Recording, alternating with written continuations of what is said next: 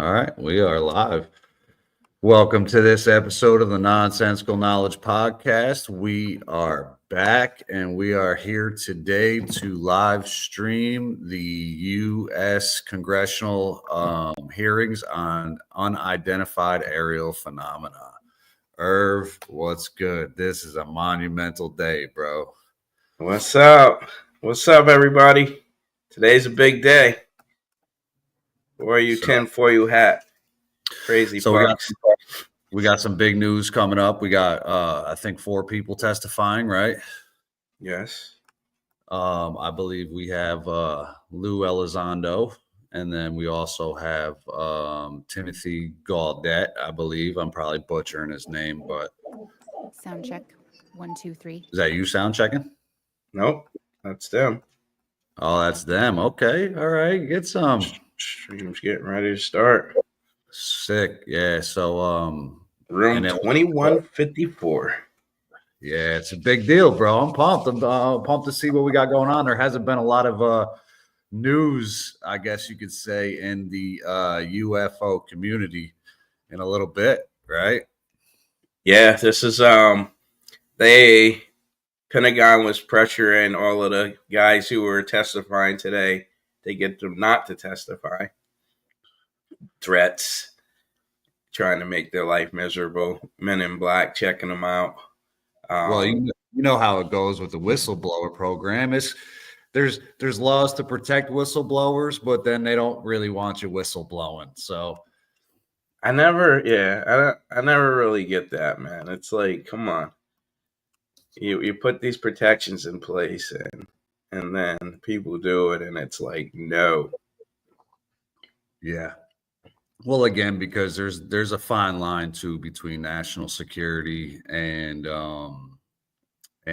revealing secrets that the public should know, as opposed to what they shouldn't know. Because a big topic amongst these people is that even Trump said it on the Rogan podcast, was that he's like, if you saw what I saw, you wouldn't tell anyone either. Yeah. You know? Yeah, there's a lot of supernatural shit they're saying, possibly interdimensional beings, possibly bases. You know, everything's on the table now.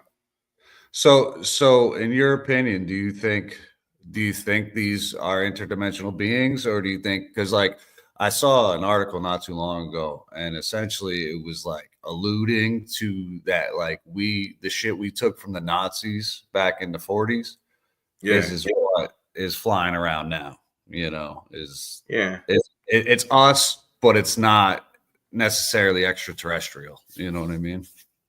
Yeah, I think part of it's that, and then part of it is ancient, been here for a minute, helping us, hurting us, studying us.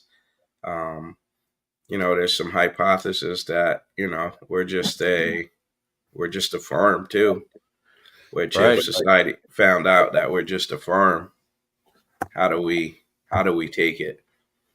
Yeah, how do you really reconcile that? If we're just here for experimentation and I guess to see how a species evolves after it's helped out, Yeah, that would, I don't know. It would suck somewhat, but I mean, it'll be no different. I mean, you're still here working your ass off, trying to make it, whatever. I think for the most part, it affects religion in a lot of ways, because what happens, I know what the church does. The church says, oh yeah, this is all of God's beings, you know what I mean? But at the same time, it really kind of destroys that storyline, at least, you know what I mean? And I don't know, I guess kind of calls faith into judgment in a sense, It does. I think it does, totally. I think if it's interdimensionals, for me, that would just strengthen my faith. I mean, sure. I mean, obviously, shit's interdimensional. It's a spiritual warfare. It's a spiritual realm that we're not in tune to. Well, again, yeah. If we're going on even the reptilian agenda, it's like they say that they feed off of the negativity and off of the despair and the anxiety and shit like that. And when you raise your vibration, it's like you don't get, I guess, caught up in that in a sense, you know. But I think same thing kind of thing is you know, the universe is infinite. So to me, to think we're the only intelligent species in the universe, this is kind of a far fetch for me, you know. Yeah, they just ran eight. They just ran a bunch of signals through an AI system that looks for the signatures, techno signatures, and they found 8 solid ones that could be techno signature signals. So I think with technology advancing, I think we're going to be finding out that we're not alone sooner than later. Sure, absolutely. Like that's kind of how I feel too. Is like, you know, because a lot of the narrative around this hearing in particular is what would they say? Pulling back the curtain on you know, all of this secrecy in a sense, you know. What do you think is going to be like the biggest thing to come out of this, though? Well, I think with Elizondo, this is his first time actually in front of Congress, and with Gillette too. No, Schellenberger. I think those two. Actually, Gillette's an admiral too, so he knows some stuff. But between those two, Elizondo, if he gets asked a question, I hope that he be able to tell us something new, because he always stops at, you know, giving us the meat and potatoes. Sure. And then Gillette has military experience with it. So they're both like, let's get this done. Trump is down for putting UFOs, releasing the information as well. And he made some appointments of guys who also feel that way: National Security Advisor and Department of Defense appointments. Right. So they're looking for transparency, and I think with the what was it? Elon's new jump off, Doge, Doge, what's up? The Department of Governmental Efficiency. I think that is going to aid in a lot of this bureaucracy as well. So, as we all know, the government likes to compartmentalize all of these things. So, really, it's never just a tip that is the program, or what was the other one? A-Swap. You're right, or Immaculate Constellation. You know, they're never just one program. They're like 1,000 programs, with this program handling this, that program handling that, and they get buried into the bottom of these bills, and trillions of dollars get eaten up just because you need a $70,000 toilet, but in reality, it's really trying to break some metaphysics or something. You know what I mean? That's true. They're gonna put all of that shit online, bro. So people, we can look at it and source it and be like, yo, why are they spending that? I mean, they had a list with the shit that they spend money on now. It was bananas, bro. It was like 80 million for trans monkeys to figure out, like, in Africa, to figure out like how they're gonna act. Just crazy money spending on just dumbass projects. Yeah, well, again, I think what ends up happening is like we have an annual budget. So in this budget, when you're accounting for these things, the taxpayer is the only one that's paying for it. So in reality, when we're sending out all of this money, we're really hurting our own government in a sense, because we're not putting the money back in the kitty. We're just sending it all out, you know? And yeah, that's the sad part, you know. Cats, I mean, I could use a couple millions. I'll do a lot better than studying trans monkeys and shit. Did So you hear it's about a new age, huh? Did you hear about all the monkeys that escaped from like South Carolina? I think it was South Carolina. South Carolina, yeah. There Yeah. are 43 of them. Lab monkeys. I think they got like 26 of them back or something like that. It might be up to 30 now. Well, how do you It's a just plan. lose a bunch? How do you just lose? Oh, more monkeys escaped. More did? Allegedly. Let's see what we got here. Yeah. Oh.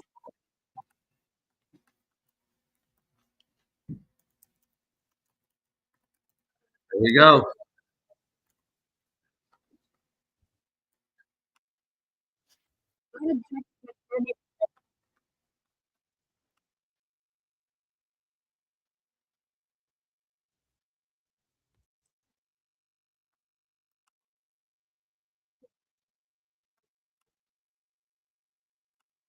Got volume? Is there no volume?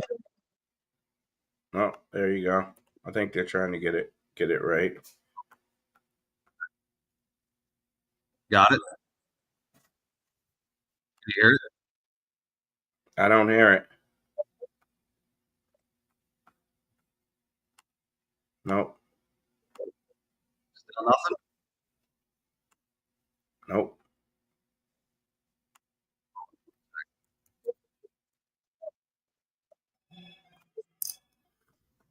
Hmm.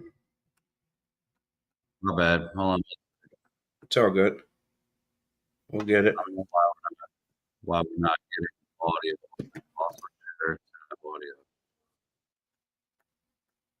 Do you have it muted? No. Screen audio.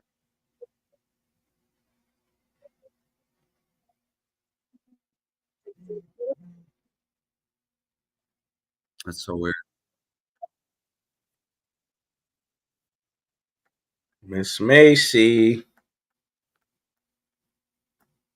All right. Can you hear it or no?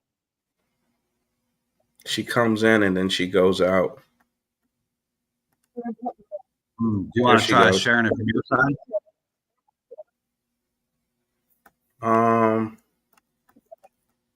Let's see. Because if you want to share it from your, I'm not for some reason I'm not getting audio on it. Let me see if she's okay. That's us.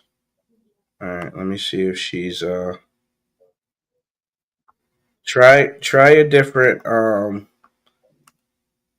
different stream on your end. All right.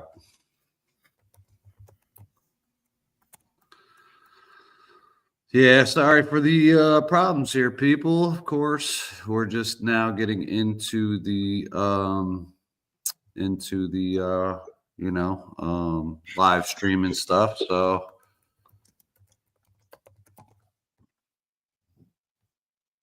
I'm gonna try to do it from. It's all right. We'll get in there.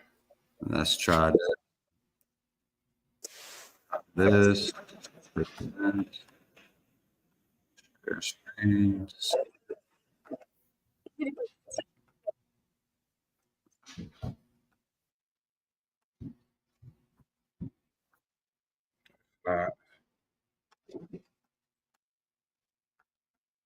What about now? Still nothing? Mm-mm.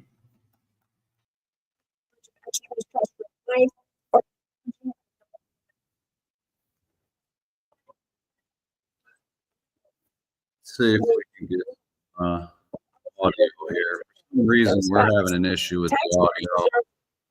There's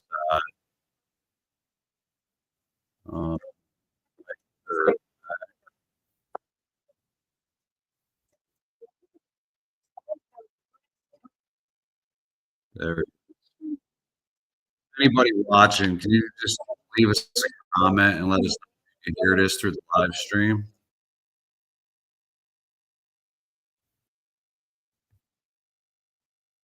Because I hear it on my side. But On. can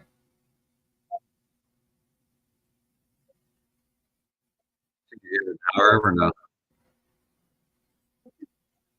Only when you're talking, so I don't know if your mic is in the input for the stream. Yeah, it's weird because it's like Yeah, every time you talk, I hear her lightly.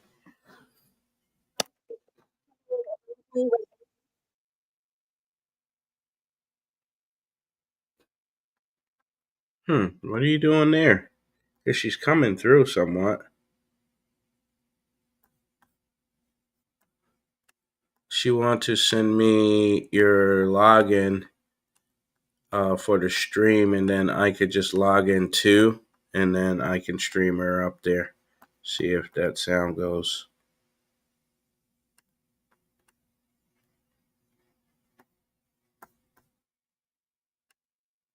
Let me see if I can hear you on here.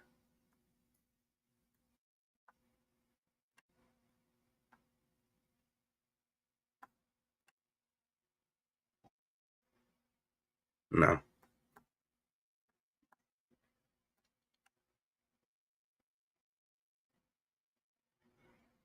Okay. No.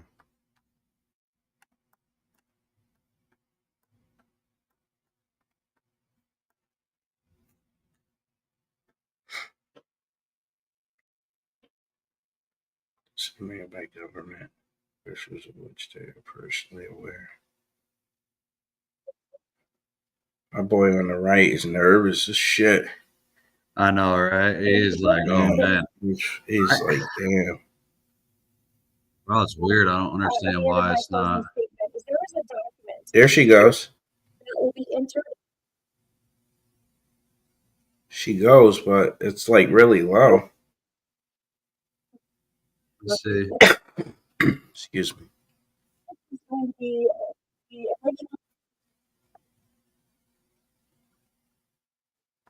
Yeah, I don't know. Let me see. Let me see if she's up there. Yeah, I can hear her good on the streams. The stream outside of the show. There's definitely something. All right. So, anybody watching, can you guys leave us a comment and see if it's coming through on the outside end?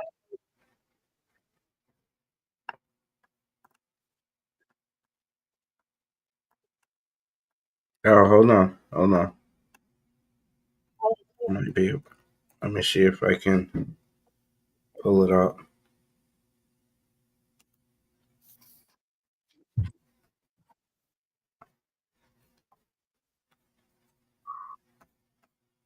Let me see. There we go. I hear it. Ed, you there? Yeah. You got volume. We got volume? Mm-hmm.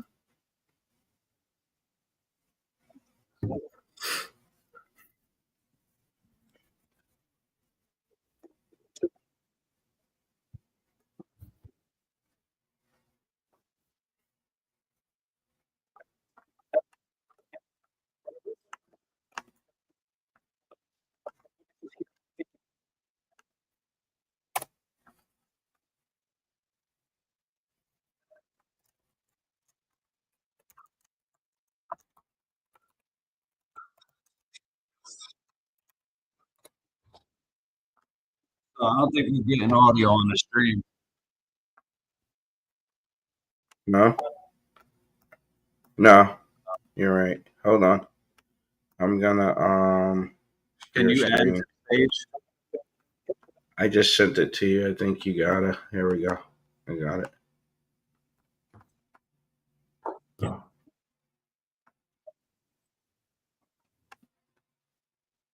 Let's just go full screen on it. Oh. In many cases, we don't know what they are. And this is, Yeah. of course, why we're discussing UAPs. Now, the All-Domain Anomaly Resolution Office, AARO, has reported hundreds of UAPs that remain, Yeah, quote, volume, Ed. uncharacterized and I have unattributed, volume. and which, quote, Yeah, I appear to do have too. demonstrated unusual flight characteristics or performance capabilities and require further analysis. This is our own AARO office. Shouldn't we judge what they might be? We're not going to. We need evidence. But we are detecting things, and we know that we don't understand them, and this is worth investigating. Now, the American people have legitimate questions, and I believe it's critical that Congress should help address them. This is about the truth and science. All right, we're picking it up. Transparency and faith in our institutions is vital in a good democracy. Now, I'm proud to say that this hearing will build on that important bipartisan work, and I want to thank everyone for being involved, including members of our committee. Now, in our last hearing in July, we heard testimony that significant any way to number go, of like, pilots full screen from on major either, or- airlines have witnessed UAPs as Full well, screen. but have no Yeah. real confidential way of reporting them to the government. We heard that commercial pilots who encounter UAPs may be hesitant to speak openly due to stigma or fear of retaliation. We also know that AARO has reported that, and I want to quote, that most reports still reflect a bias towards restricted military airspace, a result of reporting to military personnel and sensors present in such areas. And so the lack of ability for civilian Yeah, I pilots just saw the chat. raises I'm like, real oh, that's safety got to go. concerns and limits our ability to understand UAPs. This is a particular piece of this conversation that I am very interested in. Now, our last hearing inspired us to introduce the Safe Airspace for Americans Act, joined by Chairman Grothman, Chairwoman Mace, and a bipartisan group of co-sponsors. I see some of our leaders from Safe Airspace for Americans Act here, and that would create a safe reporting for UAP process, which we want to continue to do. Now, members of both parties and senior officials in multiple administrations have now taken an interest in this issue. Mainstream media, in many cases, are beginning to take more of an interest in this issue, and we should all be proud to carry that work and build confidence for the American people. I believe we can always be more transparent. To me, this hearing and others are simply about the truth and getting to the facts of what these UAPs actually are. It's very important that we show that Democrats and Republicans in Congress can work together to cut through misinformation and look for a serious and thoughtful way to have the discussion in public. Many of us have also called for additional public hearings to discuss UAPs. This should be a topic that continues on throughout the Congress so that we can gather more information, data, and work with the relevant agencies to gather more information. Finally, just want to add that those that are here on this dais, many of us have participated also in classified briefings as well, and where we have also gained a lot of important, I think, and interesting information, at least I personally have. Wait, that's So not our with that reactions information, right we want to at the top continue there. today's hearing, and I thank all of our witnesses for being here. And with that, Yep. I'd like to yield back. See the reactions up at Thank you, Mr. Garcia. And I'd now like to recognize Mr. Grothman for a 5-minute introduction. Thank you. Good morning. I'd like to thank our witnesses for being here one more time. This is a topic I've been interested in since 8th grade. I'd like to thank Ms. Mace for working with me on this topic and for making this a joint subcommittee hearing. Last year, the Subcommittee on National Security, the Border and Foreign Affairs here held a historic hearing to understand the potential national security risk of unidentified anomalous phenomena, or UAPs. We heard from former Navy Commander David Fravor, who shared firsthand experience with a UAP engaged while on duty in the Pacific. We learned from David Gresh, a former member of the intelligence community, who revealed the supposed existence of secret government programs hidden from congressional oversight. Additionally, former military pilot Ryan Graves informed us of the limited ways in which the military and commercial pilots can report UAP sightings. Since that last hearings, I've led several briefings with government agencies to deepen my understanding with these issues. First, the Department of Defense Inspector General's Office informed us that the Department of Defense does not have a streamlined process for service members to report UAP activity. Since then, the Joint Chiefs have implemented standards for UAP reporting across the services. The Intelligence Community Inspector General informed us that whistleblowers often fear retaliation for reporting mismanagement of highly sensitive government projects or information.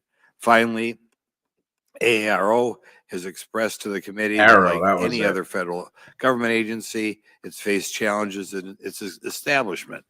specifically in hiring staff to manage UAP historical records and coordinating with other federal agencies.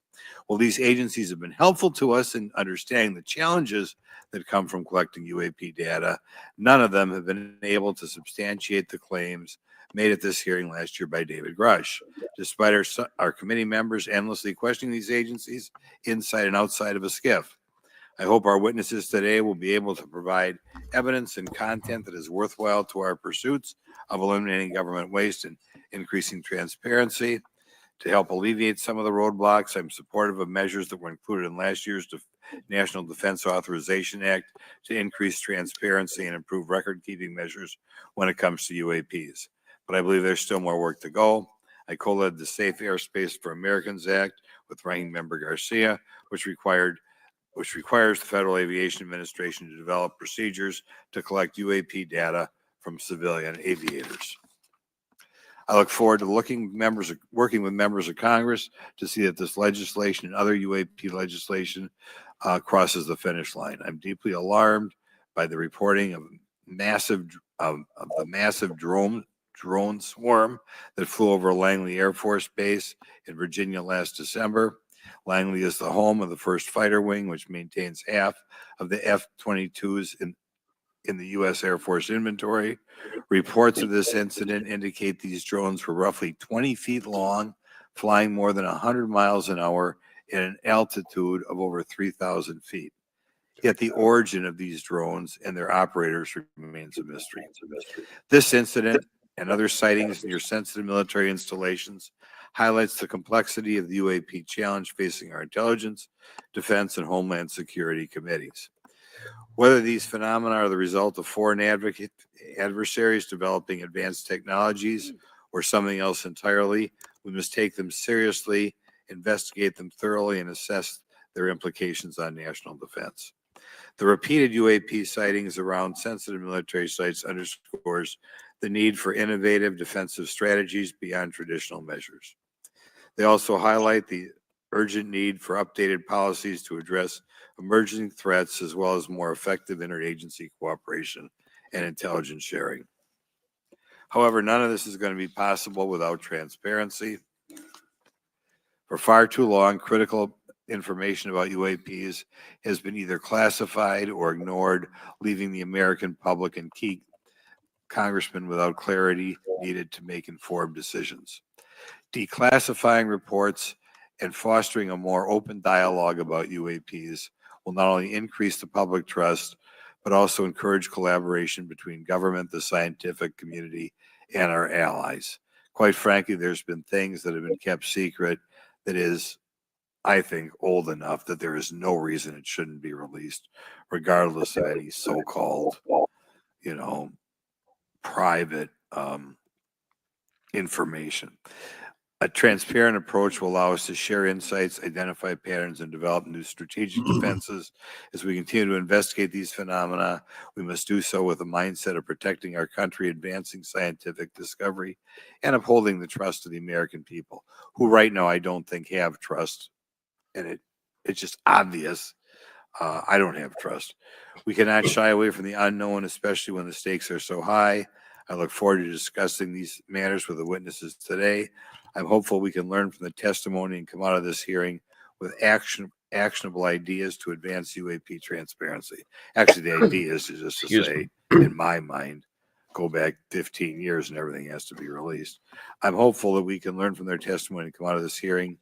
And with that, I yield back. Thank you. I'll now recognize Mr. Moskowitz for a 5-minute introduction. They all need Thank their you, Chairwoman. Good morning, everyone.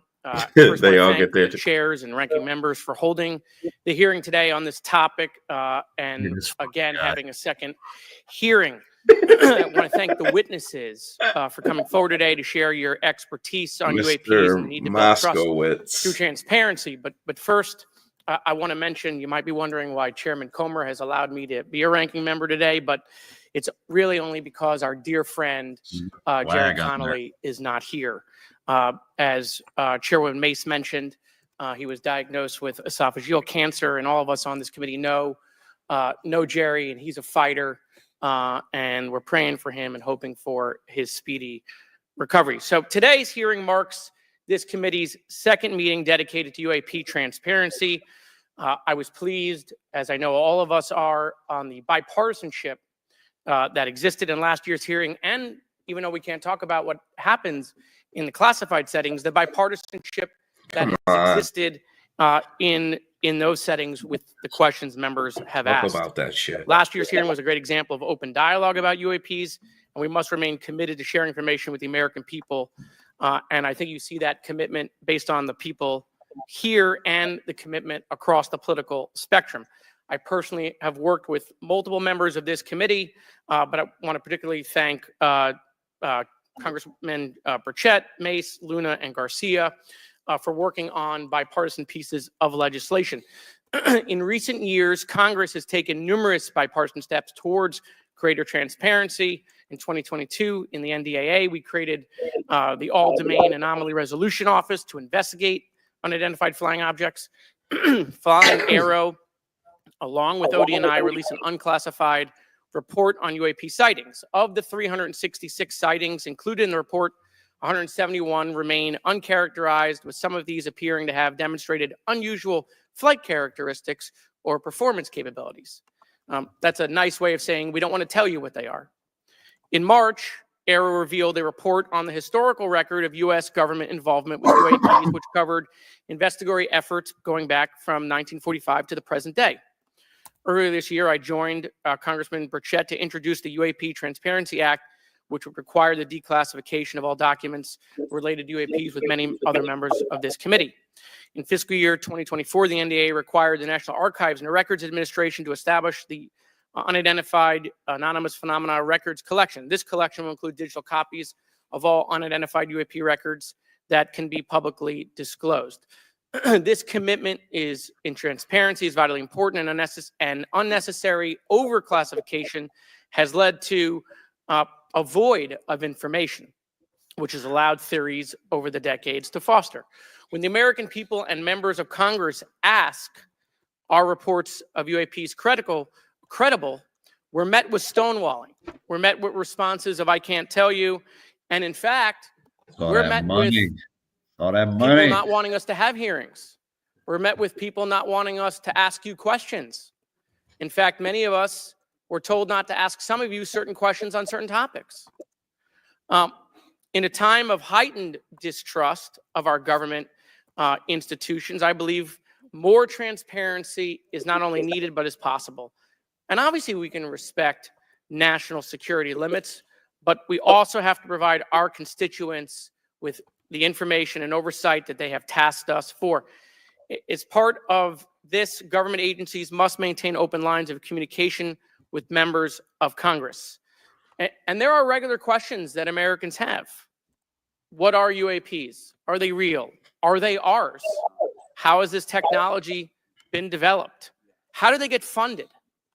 Right?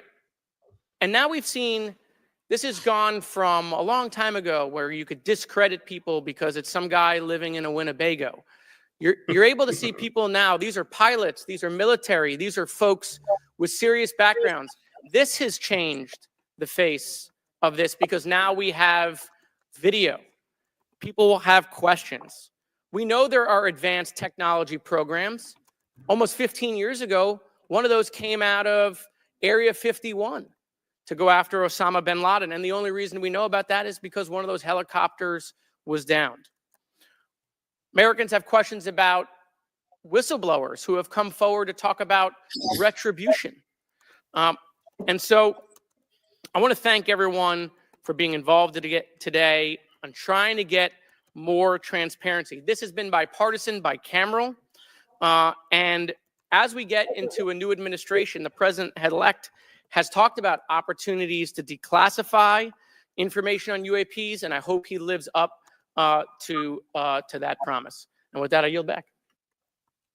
Okay, thank you, Mr. Moskowitz. And I would now, committee staff asked me to go ahead and I will do it, to enter into the congressional record this 12-page document that Michael Schellenberger brought today that describes the Immaculate Constellation government program. So we will do that now. Every member up here has a copy of it. The first section talks about the unacknowledged special access program called Immaculate Constellation, and the second section about USG imagery intelligence. And Representative Luna just told me if I say Immaculate Constellation, I'll be on some list. Maybe a FISA warrant. So come at me, bro, I guess. But without objection, enter in Can't the even record. say it. She said All it. right. So next we will introduce our witnesses for today's hearing. Thank you so much for being here. Our first witness is retired Rear Admiral Tim Gallaudet, who retired from the U.S. Navy and is now the Chief Executive Officer of Ocean STL Consulting. Our second witness is Mr. Lou Elizondo, a former Department of Defense official and author of a recent bestseller book about UAPs. Our third witness is Mr. Michael Schellenberger, founder of the newsletter Public and author of a recent journalistic piece about special access programs, including one widely identified as Immaculate Constellation. I swear the staff wants me on a list. Okay. And our last witness today is Mr. Michael Gold, a former NASA official who is also a member of the NASA UAP Independent Study Team. Welcome, everyone. We are pleased to have you today. Pursuant to Committee Rule 9G, the witnesses will please stand and raise your right hands. This is where it gets real. Do you solemnly swear to affirm that the testimony that you are about to give is the truth, the whole truth, and nothing but the truth? So help you God. Wow. Let the record show that the witnesses all answered in the affirmative. We appreciate all of you being here today and look forward to your testimony. Let me remind the witnesses that we have read your written statements and they will appear in full in the hearing record. You guys may be seated. Please limit your oral statements to 5 minutes. As a reminder, please press the button in front of you so the microphone is turned on so that everyone in the room, members included, can hear you. When you begin to speak, the light in front of you will turn green. After 4 minutes, the light will turn yellow. When the red light comes on, your 5 minutes has expired, and we would ask that you please wrap it up. So first, recognize Rear Admiral Gallaudet to please begin your opening remarks. Rear Admiral. Thank you, Chairwoman Mace, Chairman Grothman, Ranking Members Connolly and Garcia, and members of the committee. Thank you for this opportunity to testify today regarding Unidentified Anomalous Phenomena, or UAP. Confirmation that UAPs are real came to me in January of 2015 when I was commander of the Navy Meteorology and Oceanography Command. At the time, my personnel were participating in a pre-deployment naval exercise off the U.S. East Coast. It included the USS Theodore Roosevelt Carrier Strike Group, and this exercise was overseen by the United States Fleet Forces Command, led by a 4-star admiral who at the time was also my superior officer. During this exercise, I received an email on Navy's secure network from the operations officer of U.S. Fleet Forces Command. The email was addressed to all the subordinate commanders, and the subject line read in all capital letters, "Urgent Safety of Flight Issue." The text of the email was brief but alarming, with words to the effect, "If any of you know what these are, tell me ASAP.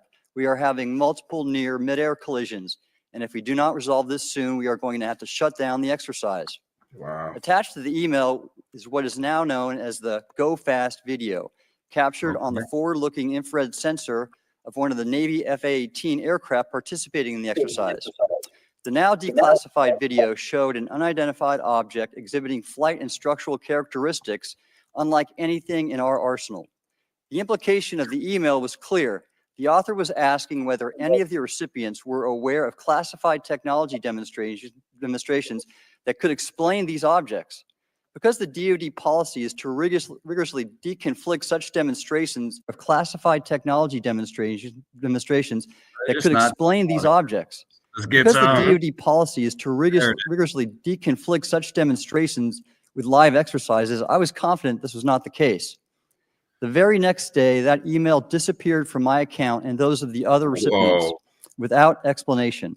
Moreover, the commander of Fleet Forces Command and the operations officer never discussed the subject. Even during weekly meetings specifically designed to address issues affecting exercises like the one in which the Theodore Roosevelt Strike Group was participating. This lack of follow-up was very concerning to me. As the Navy's chief meteorologist at the time, I was responsible for reducing safety of flight risks. Yet it appeared to me that no one at the flag officer level was addressing the safety risk posed by UAPs. Instead, pilots were left to mitigate these threats on their own without guidance or support. I concluded that the UAP information must have been classified within a special access program managed by an intelligence agency.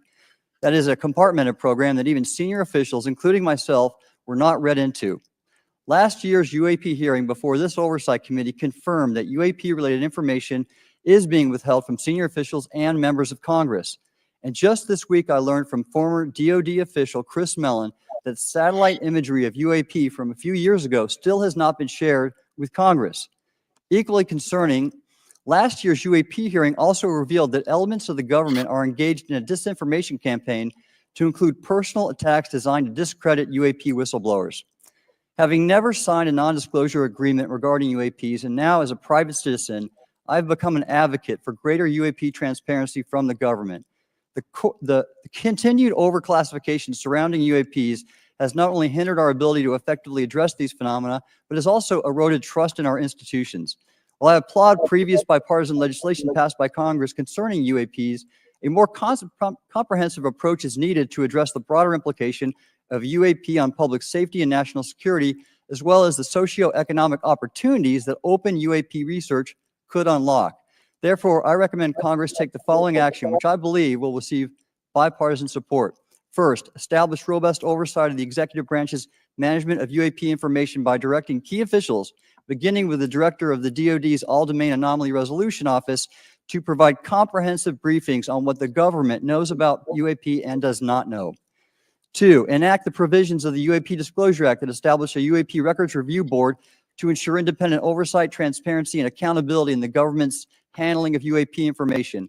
And three, strengthen the UAP Disclosure Act and future reauthorizations with provisions that mandate a whole-of-government approach to addressing UAP. In closing, I will share my personal reasons for speaking out on this topic. First, as a former science agency leader, having led the National Oceanic and Atmospheric Administration, I've always sought the truth in human knowledge and thought. Now that we know UAP are interacting with humanity, and these include unidentified submerged objects in the ocean, we should not turn a blind eye, but instead boldly face this new reality and learn from it. Additionally, at a time when leaders in government leave much to be desired, I feel obligated to show moral leadership on this issue of UAP disclosure by validating the credibility of the courageous men and women who have come out as witnesses and whistleblowers to expose the truth. My speaking out has encouraged others to do the same, and it's my hope over time that a number of your constituents will want to know the truth and about UAP, and this number will increase to such an extent that the congressional action I've just recommended will become inevitable. Thank you, and I look forward to your questions. Thank you. I will now recognize Mr. Elizondo for his opening statement. Elizondo. Greetings, Chairwoman Mace, Chairman Grothman, ranking members Connolly and Garcia, and members of the committee.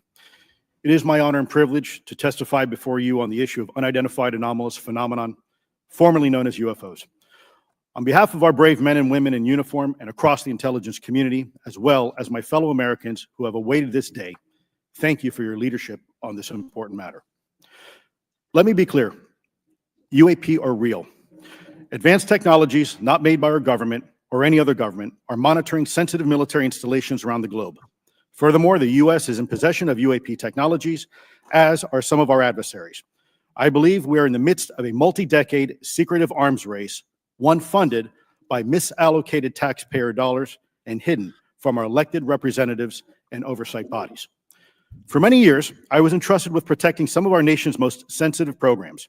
In my last position, I managed a special access program on behalf of the White House and the National Security Council. As such, I appreciate the need to protect certain sensitive intelligence and military information. I consider my oath to protect secrets as sacred, and I will always put the safety of the American people first. With that said, I also understand the consequences of excessive secrecy and stovepiping. Nowhere was this more apparent than in the aftermath of 9/11, which many of us remember all too well. I believe that America's greatness depends on three elements. A watchful Congress, B, a responsive executive branch, and C, an informed public. Over the last decade and a half, I learned that certain UAP programs were and are operating without any of these elements. Although much of my government work on the UAP subject still remains classified, excessive secrecy has led to grave misdeeds against loyal civil servants, military personnel, and the public, all to hide the fact that we are not alone in the cosmos. A small cadre within our own government involved in the UAP topic has created a culture of suppression and intimidation that I've personally been victim to, along with many of my former colleagues. This includes unwarranted criminal investigations, harassment, and efforts to destroy one's credibility. Most Americans would be shocked to learn that the Pentagon's very own Public Affairs Office openly employs a professional psychological operations officer as the singular point of contact for any UAP-related inquiries from citizens and the media. This is unacceptable. Many of my former colleagues and I have provided classified testimony to both the Department of Defense and the Intelligence Community Inspector General, and many of us have subsequently been targeted by this cabal with threats to our careers, our security clearances, and even our lives. This is not hyperbole, but a genuine fact, and this is wrong. To fix these problems, I propose 3 principal actions. First, Congress and the President should create a single point of contact responsible for a whole-of-government approach to the UAP issue. Currently, the White House, CIA, NASA, the Pentagon, Department of Energy, and others play a role, but no one seems to be in charge, leading to unchecked power and corruption. Second, we need a national UAP strategy that will promote transparency and help restore the American public's trust at a time when the public's trust is at an all-time low. This strategy should include a whole-of-government approach, including the academic and scientific communities, the private sector, and our international partners and allies. Third, Congress should create a protected environment so whistleblowers desperate to do the right thing can come forward without fear. As it currently stands, these whistleblowers suffer because of stigma, a code of silence, and concerns about retaliation. These whistleblowers should be encouraged to come forward in ways that protect them against any forms of retaliation. Policies and procedures should ensure that protection, and for those who refuse to cooperate, it is up to the members of this committee and the other lawmakers to wield their subpoena power against hostile witnesses and prevent additional government funding to those UAP efforts that remain hidden from congressional oversight. In closing, we as Americans have never been afraid of a challenge. In fact, we thrive on them, whether it's eradicating polio or going to the moon. We don't run from a challenge, we take it head on. To the incoming administration and Congress, I say to you, we need immediate public transparency. And this hearing is an important step on that journey. If we approach the UAP topic in the same way as we as Americans have met other challenges, we can restore our faith in our government institutions. Together, we can usher in a new era of accountable government and scientific discovery. I believe that we as Americans can handle the truth, and I also believe the world deserves the truth. Thank you, esteemed members of Congress, for your time today. It is profoundly appreciated by many. Thank you. I ask unanimous consent for Representatives Ogles of Tennessee and Boebert of Colorado to be waived onto the subcommittee for today's joint subcommittee hearing for the purpose of asking questions. Without objection, so ordered. I would now like to recognize Mr. Schellenberger for his introductory remarks. Chairwoman Mace, Chairman Grothman, Ranking Member Connolly, Ranking Member Garcia, members of the subcommittees, thank you for inviting my testimony. One of Congress's most important responsibilities is oversight of the executive branch in general and the military and intelligence community in particular. Unfortunately, there is a growing body of evidence that the U.S. government is not being transparent about what it knows about unidentified anomalous phenomena, and that elements within the military and the IC are in violation of their constitutional duty to notify Congress of their operations. President-elect Donald Trump and former President Barack Obama have both said that the government has information about UAPs that it has not released. There are other explanations for UAPs than that they represent a new form of life or non-human life. Current dominant alternative theories, including those put forward by AARO, are that UAPs are some kind of natural phenomena we don't yet understand, like ball lightning or plasma. They could also be part of some new U.S. or foreign government weapons programs, such as drones, aircraft, balloons, CGI, hoaxes, or birds. Whatever UAPs are, Congress must be informed, as must the people of the United States. We have a right to know what UAPs are, no matter what they are. However, we now have existing and former U.S. government officials who have told Congress that AARO and the Pentagon have broken the law by not revealing a significant body of information about UAPs, including military intelligence databases that have evidence of their existence as physical craft. One of those individuals is a current or former U.S. government official acting as a UAP whistleblower. This person has written a report. This is the report. that says the executive branch has been managing UAP NHI issues without congressional knowledge, oversight, or authorization for some time, quite possibly decades. Furthermore, these individuals have revealed the name of an active and highly secretive DoD unacknowledged special access program, or USAP. The source of that document told me, that the USAP is a strategic intelligence program that is part of the U.S. military family of longstanding, highly sensitive programs dealing with various aspects of the UAP problem.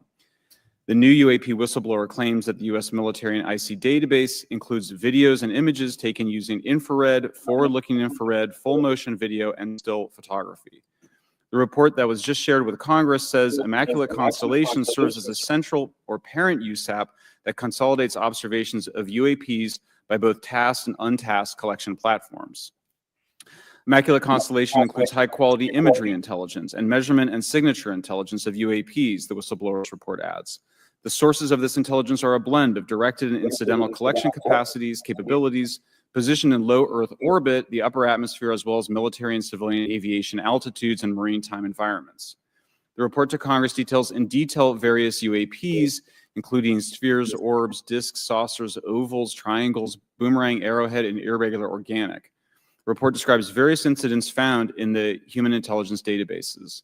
One involved orbs surrounding and forcing an F-22 out of its patrol area.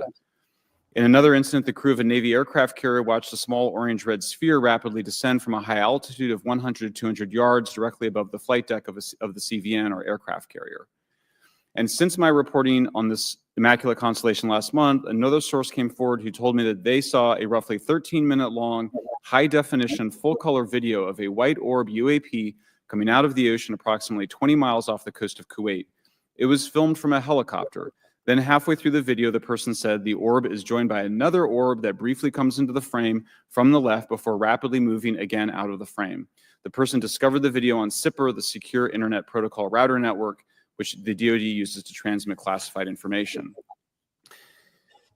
A leading UAP researcher who utilizes the Freedom of Information Act to find out what the government knows, John Greenwald, told me last year that the U.S. government had been increasingly denying his requests for UAP information. He has been doing FOIA requests for 27 years and has an archive of 3 million pages. The government has for decades denied any interest in UFOs, he told me, but the documents that he has assembled show that behind the scenes, it was a completely different story. Contrary to the hopes of many advocates of transparency, the government has been restricting more information since the leak of 3 UAP videos in 2017. The DoD organization AARO has been labeling many documents with a B7 exemption, which Greenwald says does not make any sense.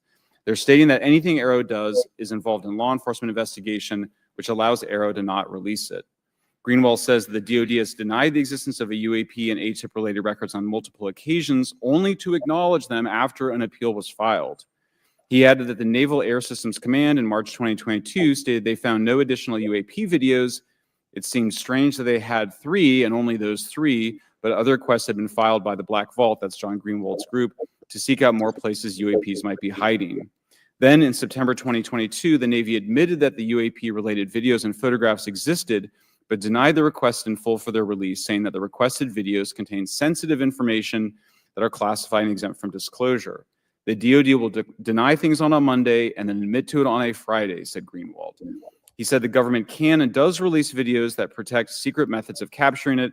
They fall back on the sensitive platform excuse a lot, he said. However, the on-screen information can be blurred and scrubbed. The metadata can be removed. I'll show you this example here. This is a presentation from the UATP task force. This is completely absurd. It's nuts, this level of censorship, of redaction on a document. It shows the redaction of how many reports they've collected, for how many years. 2 of the 3 potential explanations are blacked out. The Pentagon, the intelligence community is treating us like children. It's time for us to know the truth about this. I think we can handle it. Thank you. Schellenberger don't play no games. Thank you. I would now like to recognize Mr. Gold for 5 minutes. I mean, that was just opening. Thank you, Chairwoman Mace, Chairman Grothman, Ranking Members Connolly and Garcia, Representative Moskowitz, and distinguished members of both subcommittees.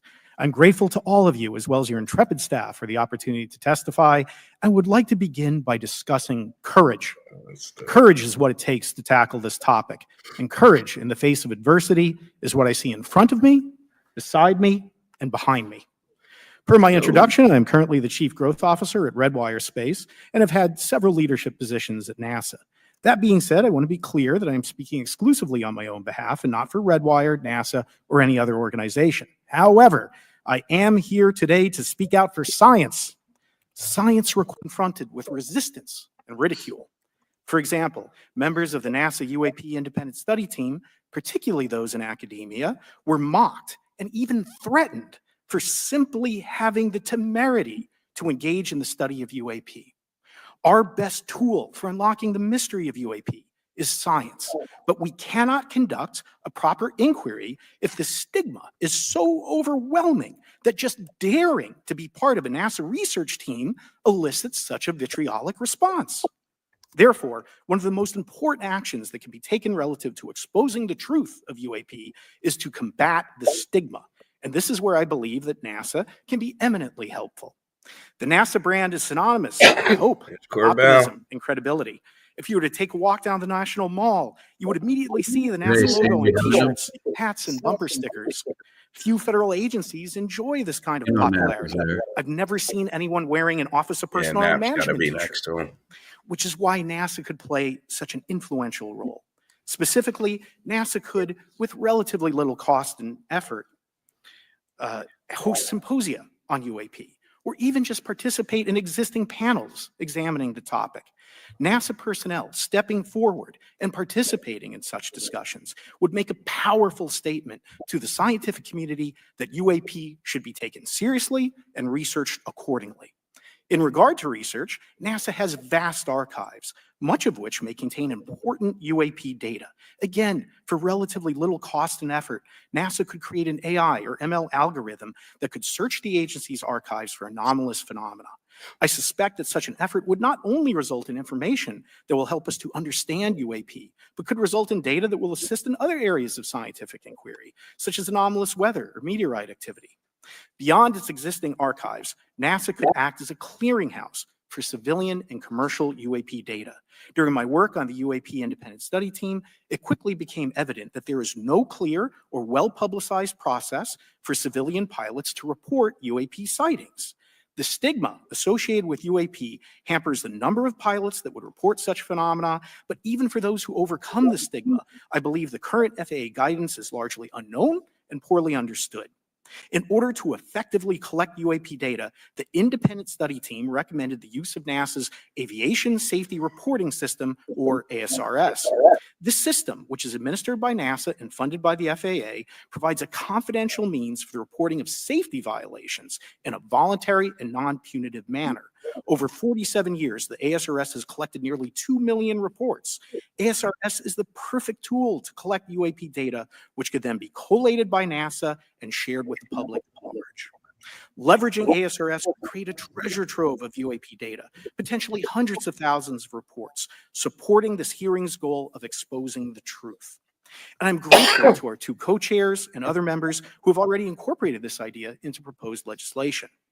At this hearing, and as others have demonstrated, the UAP issue is justifiably dominated by national security and defense. However, I would urge the subcommittees to keep in mind the numerous ways that NASA and the FAA, as well as commercial activities in the air, in space, and in the water, can generate a massive amount of invaluable data on anomalous phenomena. I cannot help but be excited by the potential for such an endeavor, since scientific discovery is driven by anomalies. It's the existence and study of anomalies that led to the theory of relativity, quantum mechanics, and nearly all of humanity's scientific breakthroughs. This is why the study of UAPs should be embraced, since whatever is occurring, the chance to garner new knowledge should never be ignored. We must be thorough in collecting information, fearless in making conclusions, and open to following the data, no matter how mundane or extraordinary the results may be. I began this testimony by praising the Joint Subcommittee members for their courage, and I will end by echoing that sentiment. As the saying goes, the truth is out there. We just need to be bold enough, brave enough to face it. Thank you. Thank you. Thank you all. I will now recognize myself for 5 minutes of questioning. I have a lot of questions. and I have a lot of witnesses. So I would just ask if it's yes or no to please just tell me yes or no. If it requires more than that, be very succinct, because I would like to go down the line and ask as many questions as possible. So for the Admiral this morning first, former DoD official Chris Mellon reached out to you about satellite imagery from 2017 that depicts a UAP. What were the dates in 2017 when this occurred? I can't share with you the details, ma'am, but I can do it in a closed setting, and I can also tell you the agency that wrote a report on it. Okay, so who has the imagery? I can tell you that in a closed setting. Can you describe what was depicted in the satellite imagery? Just a description. There we go. It was a UAP, ma'am. That's it? No other description? The term that the analysts used, they called it the button. It was a disc-shaped object. Okay, where was it? I can't tell you that, ma'am. Okay. All right. Okay, Mr. Elizondo, you state in your testimony that, quote, advanced technologies not by our government or any other government are monitoring sensitive military installations around the globe, end quote. If these technologies are not made by any government, who's making them? Private companies, or are you implying they are crafted by a non-human intelligence? Well, ma'am, that's precisely why we're here. The problem is that, temporally speaking, over decades, not just the last 10 years, to put this in perspective, Are these private companies you're implying, or is this non-human intelligence? it may be both. Okay. When it comes to Blue Force Technologies, I would not be able to discuss. Okay. Ma'am, Are you read into secret UAP crash retrieval programs? We would have to have a conversation in a closed session, ma'am. I signed documentation 3 years ago that restricts my ability to discuss specifically crash retrievals. I submitted for my book through the DOPSR process, which took a year for it to be reviewed. And what is in the book is what I was told I'm allowed to talk about. Has the government conducted secret UAP crash retrieval programs? Yes or no? Yes, Okay. Were they designed to identify and reverse engineer alien craft? Yes or no? yes. Does the U.S. government have any reverse? Okay, we've already answered that question about retrieval programs. Do any U.S. contractors have the same? I would prefer to address it in a closed session, ma'am. Okay. In your book, you mentioned government employees who've been injured by UAPs, placed on leave, and receiving government compensation for their injuries. Is that correct? That is correct. How can the government deny we have recovered craft if they're paying people because they've been injured by recovered craft? Ma'am, that's a great question. That's why I think we're here again, because I've seen the documentation by the U.S. government for several of these individuals who have sustained injuries as a result of a UAP incident. It's a crazy idea, right? The hypocrisy and the logic. Okay, Mr. Schellenberger, I'm going to say it again to be very clear. Immaculate Constellation. What's its mission and how are they funded? Its mission is to, as I stated, its mission is to, it's an unacknowledged special access program. Its mission is to document UAPs. Okay, and do you, for your story and your report, do you have more than one credible source? I do. Sourcing, okay. I do. And then why do you believe your sources to be credible? How do you judge the veracity of the documentation you've been provided about this program? I checked the sources and they are who they say they are. They are current or former government officials. I wanted to also add that I did not specify that they were Defense Department employees. I didn't specify the agency nor the gender. Would they have included non-government employees, people that aren't employed by the government? I'm comfortable saying that these are government or previously government employees. Any of them currently employed by a private contractor or private contractors? I'd rather not say. Okay. What's the key takeaway, just a few seconds, about the Immaculate Constellation document you provided us today? I think that what the American people need to know is that the U.S. military and intelligence community are sitting on a huge amount of visual and other information, still photos, video photos, other sensor information, and they have for a very long time. And it's not those fuzzy photos and videos that we've been given. There's very clear high res, high resolution. How many visuals, graphics, videos, photos? I mean, I've been told hundreds, maybe thousands. I mean, I also wanted to say, because there was some conversation around concern around the revealing of these materials, revealing the source collections, but some of these are shot from helicopters using normal videos of oceans. I just think that's absurd that somehow you're going to be revealing some secret U.S. technology by revealing that you've photographed orbs off the coast of Kuwait. Okay, thank you. I have 8 seconds. Mr. Gold, did the NASA independent study team get briefed on what you call OSAP? Very quickly. I flagged the Advanced Aerospace Weapon System Classification Program to our chair and our DFO. We did not get briefed, but I believe it is definitely worth looking into. That was probably the largest UAP review effort ever, and I think produced a lot of interest data, including revealing limits. I don't know if my fellow witness Lou might want to, he did yeoman's work on it, might want to comment. Okay. All right, I'm going to turn to Mr. Moskowitz, who will be recognized for 5 minutes of questioning. Thank you, Madam Chairwoman. So, Mr. Gold, you gave a whole diatribe for a couple of minutes about UAPs, science, data collection, stigma. A lot of non-believers in all of this would just ask a very simple question. Why? Why is it so hard? Right? Like, why are people, anytime they ask, why are they always thwarted? Why are they always judged? Why is they always have misinformation spread? Why is there always retribution? Why is it always met with an ear? What's the why? If it doesn't exist, why is it such a problem? I think if you go through the history of science, Representative, it is always difficult for breakthroughs and new information, regardless of whether it's UAP or any other kind of discovery. And in science, we're supposed to be open, but when you break with the orthodoxy of what's believed, whether it's Galileo saying that the Earth doesn't rotate or the Earth rotates around the sun or the sun doesn't rotate around the Earth, it's always challenging for new beliefs. And the more extraordinary those discoveries, the more extraordinary those new beliefs, it's very difficult. So I think this is natural. There's natural conservatism that when it comes to science, but this issue in particular has been very difficult where, again, even to attempt to study it becomes problematic. But every hearing like this, every news report, every video, documentaries. I was privileged to be part of something Dan Fair is putting together. I think many of us have interviewed for it, documentary over 30 different government officials. Every brick in the wall will help get us closer to getting to the truth. I appreciate that. Mr. Elizondo, did I have that correct? Sir. I'm a recovering lawyer, so I'm going to put my hat on for a second. You said you signed a document. Love that. Who gave that to you? The U.S. government, sir. Okay, you have a copy of it? It is stored in a SCIF right now. I do not have possession of it. The U.S. government does. What department of the U.S. government gave you this document? I will say the Department of Defense. Unfortunately, I can't say in this forum much more than that. You specifically said the document said you can't talk about crash retrieval. Well, you know, you can't talk about Fight Club if there's no Fight Club. Correct. Okay. So that document that you signed, that you said exists, specifically said you can't talk about crash retrieval. Correct, sir. It was a limitation on because already I'd been speaking publicly about the topic. And so the document said you can continue saying X, Y, Z, but you cannot discuss the topic. When you give me the atmosphere of signing this document, you're in a room by yourself? I'm in a SCIF with a security officer, sir. Just one-on-one, anybody else? There may have been an assistant as well.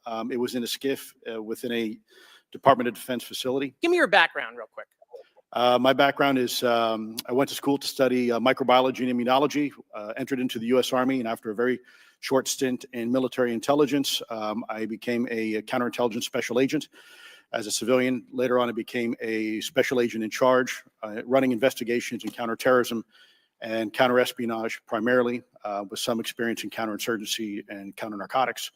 And then in 2009 timeframe, when I came back to the Pentagon after a tour with the Director of National Intelligence, I quickly became part of a program that was originally called OSAP that evolved into the program now called ATIP, which is where those videos that we now see, the Go Fast, the Gimbal, the FLIR, that was part of our effort, sir. Right. So you're not some conspiracy theorist. You actually have a legitimate background. Well, sir, I'm certainly not a conspiracy theorist. I'm fact-based. Just So when you're in this room, I want to paint the picture of everybody. You're in this room, you're by yourself, you're in a SCIF, you're handed a document. How long is the document? It's about a page front and back. So basically you have some things they call trigraphs, which I cannot, again, talk to. How long were you given to sign the document? As long as I needed, sir. And what if you didn't sign it? Well, I suspect there'd be repercussions. I wouldn't have access to certain information. Were you allowed to ask a lawyer, or weren't allowed to ask for a lawyer to review the document? It wasn't an option, but they probably wouldn't have allowed me to, because the document itself was pretty explicit about you have to be, putting me in an interest. Let me try to thread the needle here. there are certain documents that we have in the U.S. government that allow people to have access to certain programs. You're talking to the whether government. it's a special, and I'm going to be very generic here, whether it's a special access program, They a don't controlled get it, access bro. program, SAP, CAP, whatnot. How many people have to sign that document? It depends how many people are going to get access to the information, sir. Okay. Last question. Doctor, real quick, can you tell us about the Omaha incident in greater detail? I've read your background, right? Some people would label you as a member of the deep state since you worked in government for a long period of time. But can you tell us more about that incident? You've written a lot about that. I love it. I wrote a lot about incidents like it, Congressman, but that specific incident involved the USS Omaha, the Littoral combat ship. Again, something that was aloft but had no observable exhaust or control surfaces. So it was something that couldn't be explained. And then they saw it enter the water from the atmosphere and going through the air-sea interface. And so thus exhibiting transmedium travel. Thank you. I yield back. Thank you. I'll now recognize Mr. Grothman for 5 minutes of questioning. Yeah, we'll start with Mr. Gallaudet. During a previous UAP hearing, Navy Commander David Fravor discussed the TikTok object engaged in 2004. Are you familiar with the incident, the TikTok incident? Yes, sir. That's almost 20 years ago, right? Yes, sir.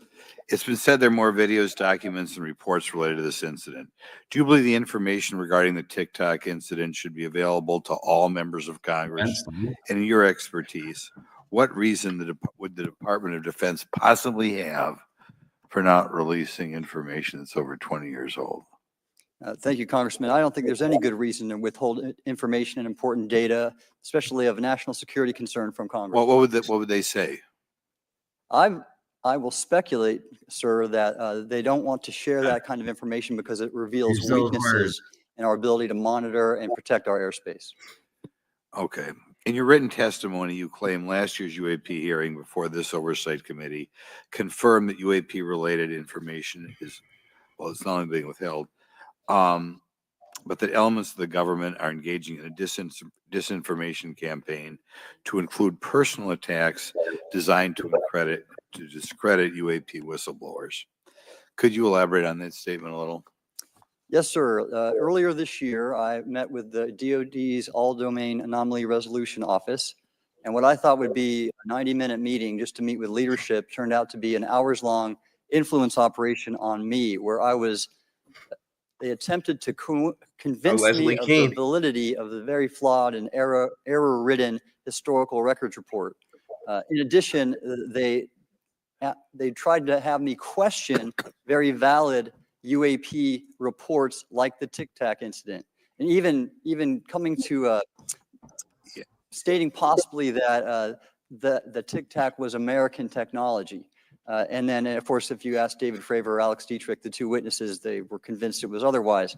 And then, and they also cast discredit on various UAP whistleblowers and witnesses to question their validity and credibility as witnesses.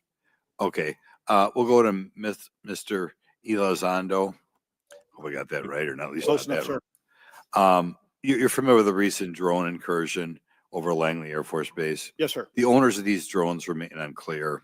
The U.S. military has not been able to give us in Congress an answer. Given your experience with the Department of Defense and the intelligence community, how frequently are UAP sightings over military installations? And secondly, I suppose hypothetically, you could have incursions over just, say, regular airports. Is it obvious these incursions are more likely over military facilities than just a random airport out there? Yes, sir. There's definitely enough data to suggest that there is certainly some sort of relationship between sensitive U.S. military installations, also some of our nuclear equities, and also some of our Department of Energy sites. There is a long historical record that some of your colleagues may have documentation that demonstrates this. This is not a new trend. This has been going on for decades, and that information has been obfuscated, unfortunately, from folks like you in this committee. And I think that's problematic because ultimately, at the end of the day, we have a significant situation here. We have something that can enter into U.S. airspace completely with no attribution. And how long has this been going on? Sir, decades. And there's information that will hopefully be entered into the Can you record. think of any possible reason why they can't release any information they have on something, say 15 or 20 years old? Sir, if I could echo my colleague here, Admiral Gallaudet, I think one of the big issues that we have in the intelligence community, Department of Defense, is we don't want to broadcast any potential vulnerabilities or weaknesses in our national defense systems or on intelligence collection platforms. Therefore, when you have a conversation where you address a problem for which there is no solution, it makes that a very uncomfortable conversation to have. Okay, we'll switch to Mr. Schellenberger. The primary reason you're here today is because you published an article on the news publication that you own called Public, right? Alleging that a new unnamed government whistleblower has come forward asserting that a highly classified program exists dedicated to recovery and reverse engineering of UAP technologies. Can you give us what specific evidence you have or that your source provided you to substantiate the claims about the existence of the Immaculate Constellation program? Well, you have the report in front of you now, so you can see it for yourself. I checked the report and I did not find it based on existing cases. It was new cases for me. I hadn't found anybody. So that answered for me that it was not obviously circular reporting, which is one of the big concerns in this space. I also had the name of the program confirmed by more than one additional source. So yeah, and then of course I checked to make sure that the source was who they claimed to be. Okay. I should also say that when I said before it was this database, it is a much broader program than that. It also includes human intelligence, and then as you mentioned, the retrieval and the any knowledge of what country these things originated in? No, I have no idea. Okay. Okay, I will now recognize Mr. Burchett for 5 minutes of questions. Thank you, Chair Lady. I request unanimous consent to enter into the record documents provided to us regarding legacy UAP programs and psychological operations. Lou Elizondo. So ordered. Also want to thank my buddy Jeremy Corbell for providing us documents and shout out. access to some whistleblowers. Mr. Elizondo, what is your last position with the federal government? Sir, I was the Director of National Program Special Management Staff managing a White House Special Access Program on behalf of the National Security Council. How would you characterize UAPs? An enigma, sir, and a frustration. We're talking about technologies that can outperform anything we have in our inventory. And if this was an adversarial technology, this would be an intelligence failure eclipsing that of 9/11 by an order of magnitude. Are there classified Department of Defense materials related to UAPs that you believe could be safely disclosed to the public without compromising national security? Yes, sir, I do. I would never, ever try to endorse providing sort of information that could compromise what we call a blue force technology or capability. But I do believe there's a lot of information regarding this topic, and I've been very vocal about it, that should be shared not only with the public, but most importantly, with members of Congress. Are you familiar with my friend David Grush? Absolutely, sir. I had the privilege and honor of working with him myself several years ago at U.S. Space Force. Last year, he testified that the U.S. has run a multi-decade UAP crash retrieval and reverse engineering program. Would you agree with that? Yes, sir. Are there UAP programs operating without proper congressional oversight? 100%. What are they? Unfortunately, sir, I would have to have that conversation in a closed session. I know you said that, and a lot of people are frustrated with those kind of answers, but we're asking those kind of questions so you all know what the heck we're up against. You also mentioned in your opening statement that the Pentagon's Public Affairs Office employs a psychological operations officer as a singular point of contact for UAP-related inquiries. Why the heck would they do that? Sir, that's a great question. I would ask the Pentagon. There's a long history here of that individual providing misleading and false information to the public through various news outlets and media outlets in order to discredit this topic. I've personally been victim to it. We have the documentation to substantiate where this information has been absolutely inaccurate, that has been provided time and time again. And it turns out that that individual was also working with former leadership of Aero at the time as well.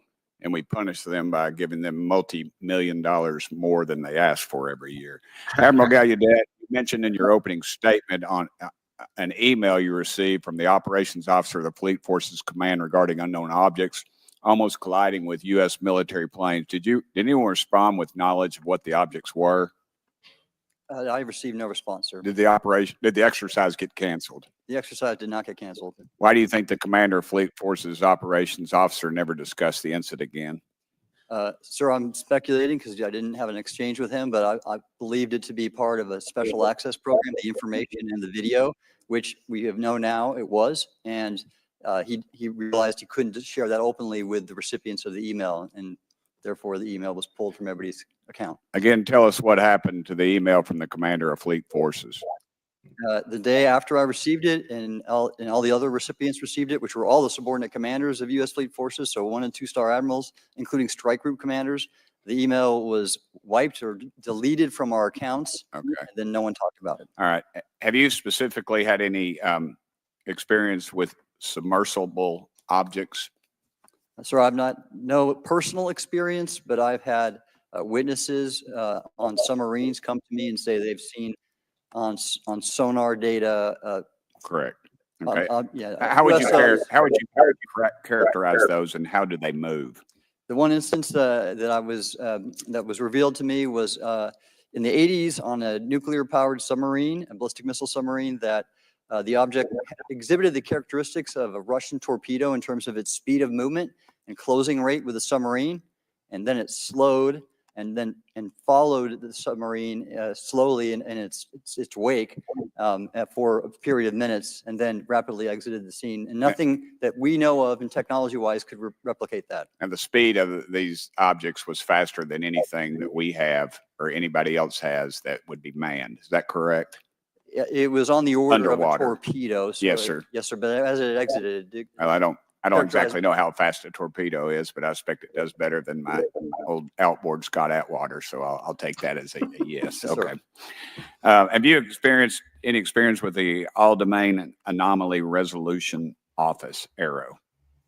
Yes, Congressman, as I mentioned previously, and I have met with them. Okay. You heard Mr. Alexander describe psychological operations for those contacting the Department of Defense about UAPs.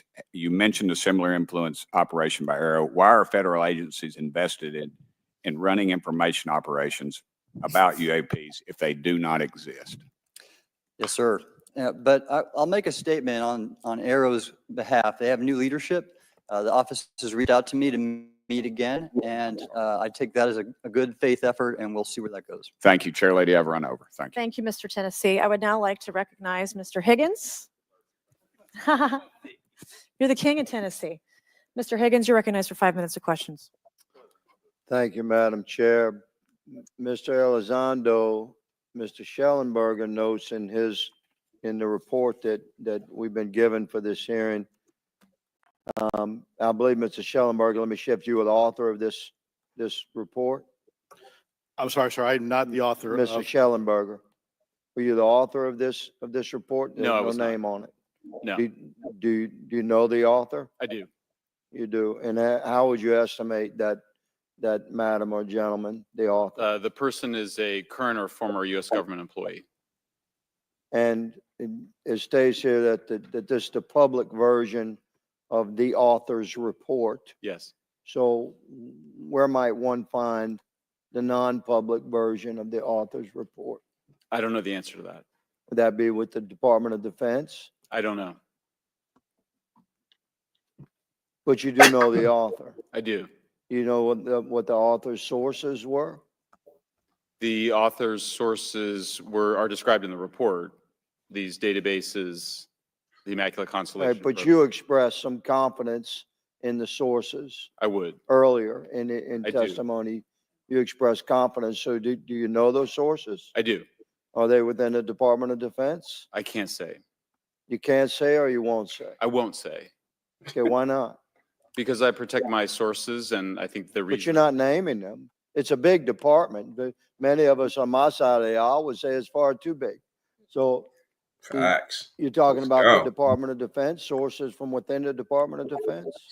I'm not willing to reduce the Okay. potential universe of where my sources might be. Okay, moving on. In this report, Mr. Elizondo, for reference, several types of allegedly alien craft or possibly alien craft or unknown aerial phenomena, what we used to call UFOs, are described: spheres and orbs, disc and saucers, oval or tic-tac, triangular shape, boomerang and arrowhead, and irregular or organic. Mr. Elizondo, does that summarize to you the types of craft that we're discussing today? Sir, that is a general morphology, historically speaking, of many Okay, UAP. so those descriptions are very different craft. Is it your assessment that they would come of different origins? It's possible, but it's also could be in sense a matter of utility. And let me just say for the record, I never read the report that or the article that Mr. Schellenberger put out. The reason That's a good point. We're just referencing it. Yes, sir. For descriptive purposes for the American people. Mr. Schellenberger, in this report, it's striking to me that regarding the descriptions of experiences with these various craft, several of them include biological effects and several do not. Are you familiar with what I'm talking about? Yes.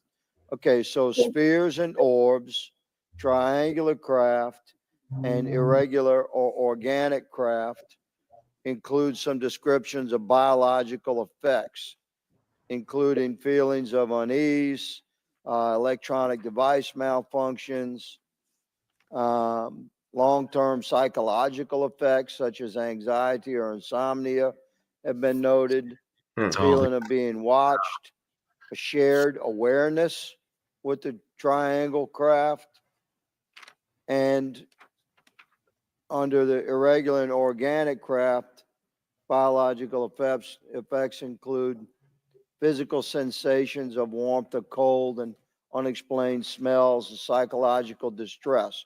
So these are very specific descriptions of the reactions of human beings, which allegedly have been noted from a study here, a report. All of those experiences would have been described by the sources that the author used. I'm not sure I understand. This is a very broad description of biological effects, and it's striking to me that they are present with relation to some types of craft, but absent in others. This would require a great deal of research and study. Can you explain that? My understanding is that this is the database is very large. It includes both the images, the videos, the still images, as well as the human intelligence, the reports, the raw data from individuals having these experiences. So in answer to your question, yeah, I mean, I think we're looking at a very large amount of data collected over many decades. And that data is held by the Department of Defense? Well, I will say that after I published, I was told that this program, that the USAP was actually managed by the Department of Defense, but held at the White House. But that's a single source, and I don't have multiple sources to verify that. We're trying again. Did I kick off? Oh yeah, it's gone. Okay. All right. Yeah. Nah, it's getting busy though. I like it. I like it. Into the meat of things. Let's get rid of this. First of all. All right, gotta go StreamYard. We are not Michael Schellenberger, that's for sure. No, it's definitely getting good, and a lot of big things here is like a lot of the stuff that they're talking about closed sessions is stuff they can't release to the public right this second. So let's see. Yeah, it's got. I like it though. I'm digging it. I think Congress. Oh, really, right. Yeah, I think they're digging in on the questions. So I'm digging it. Yeah. Did you get the stream back? Maybe. Much of which I believe will likely have information that will this help guy, inform UAP. We need only look. Mr. Gold. And again, in an era with AI and ML, we can relatively quickly and easily go through it. So I think it's something that we should encourage NASA to do. However, per Chairman Grothman's comment about UAP focusing on national security sites, I believe there's something, sir, that you may have heard of called sensor bias. That because we've got more cameras, more monitoring of national security, we don't know how extensive UAP activity may be over civilian areas. And this is to the second part of your question, where we're not collecting the data. We're not collecting sufficient data from pilots. We're not collecting sufficient data from civilian and commercial activities. And this is, again, where ASRS, I think, could substantially change that, get the data out there, and allow us to do good science. Thank you. I mean, on the data, you know, I'm a really big proponent of transparency.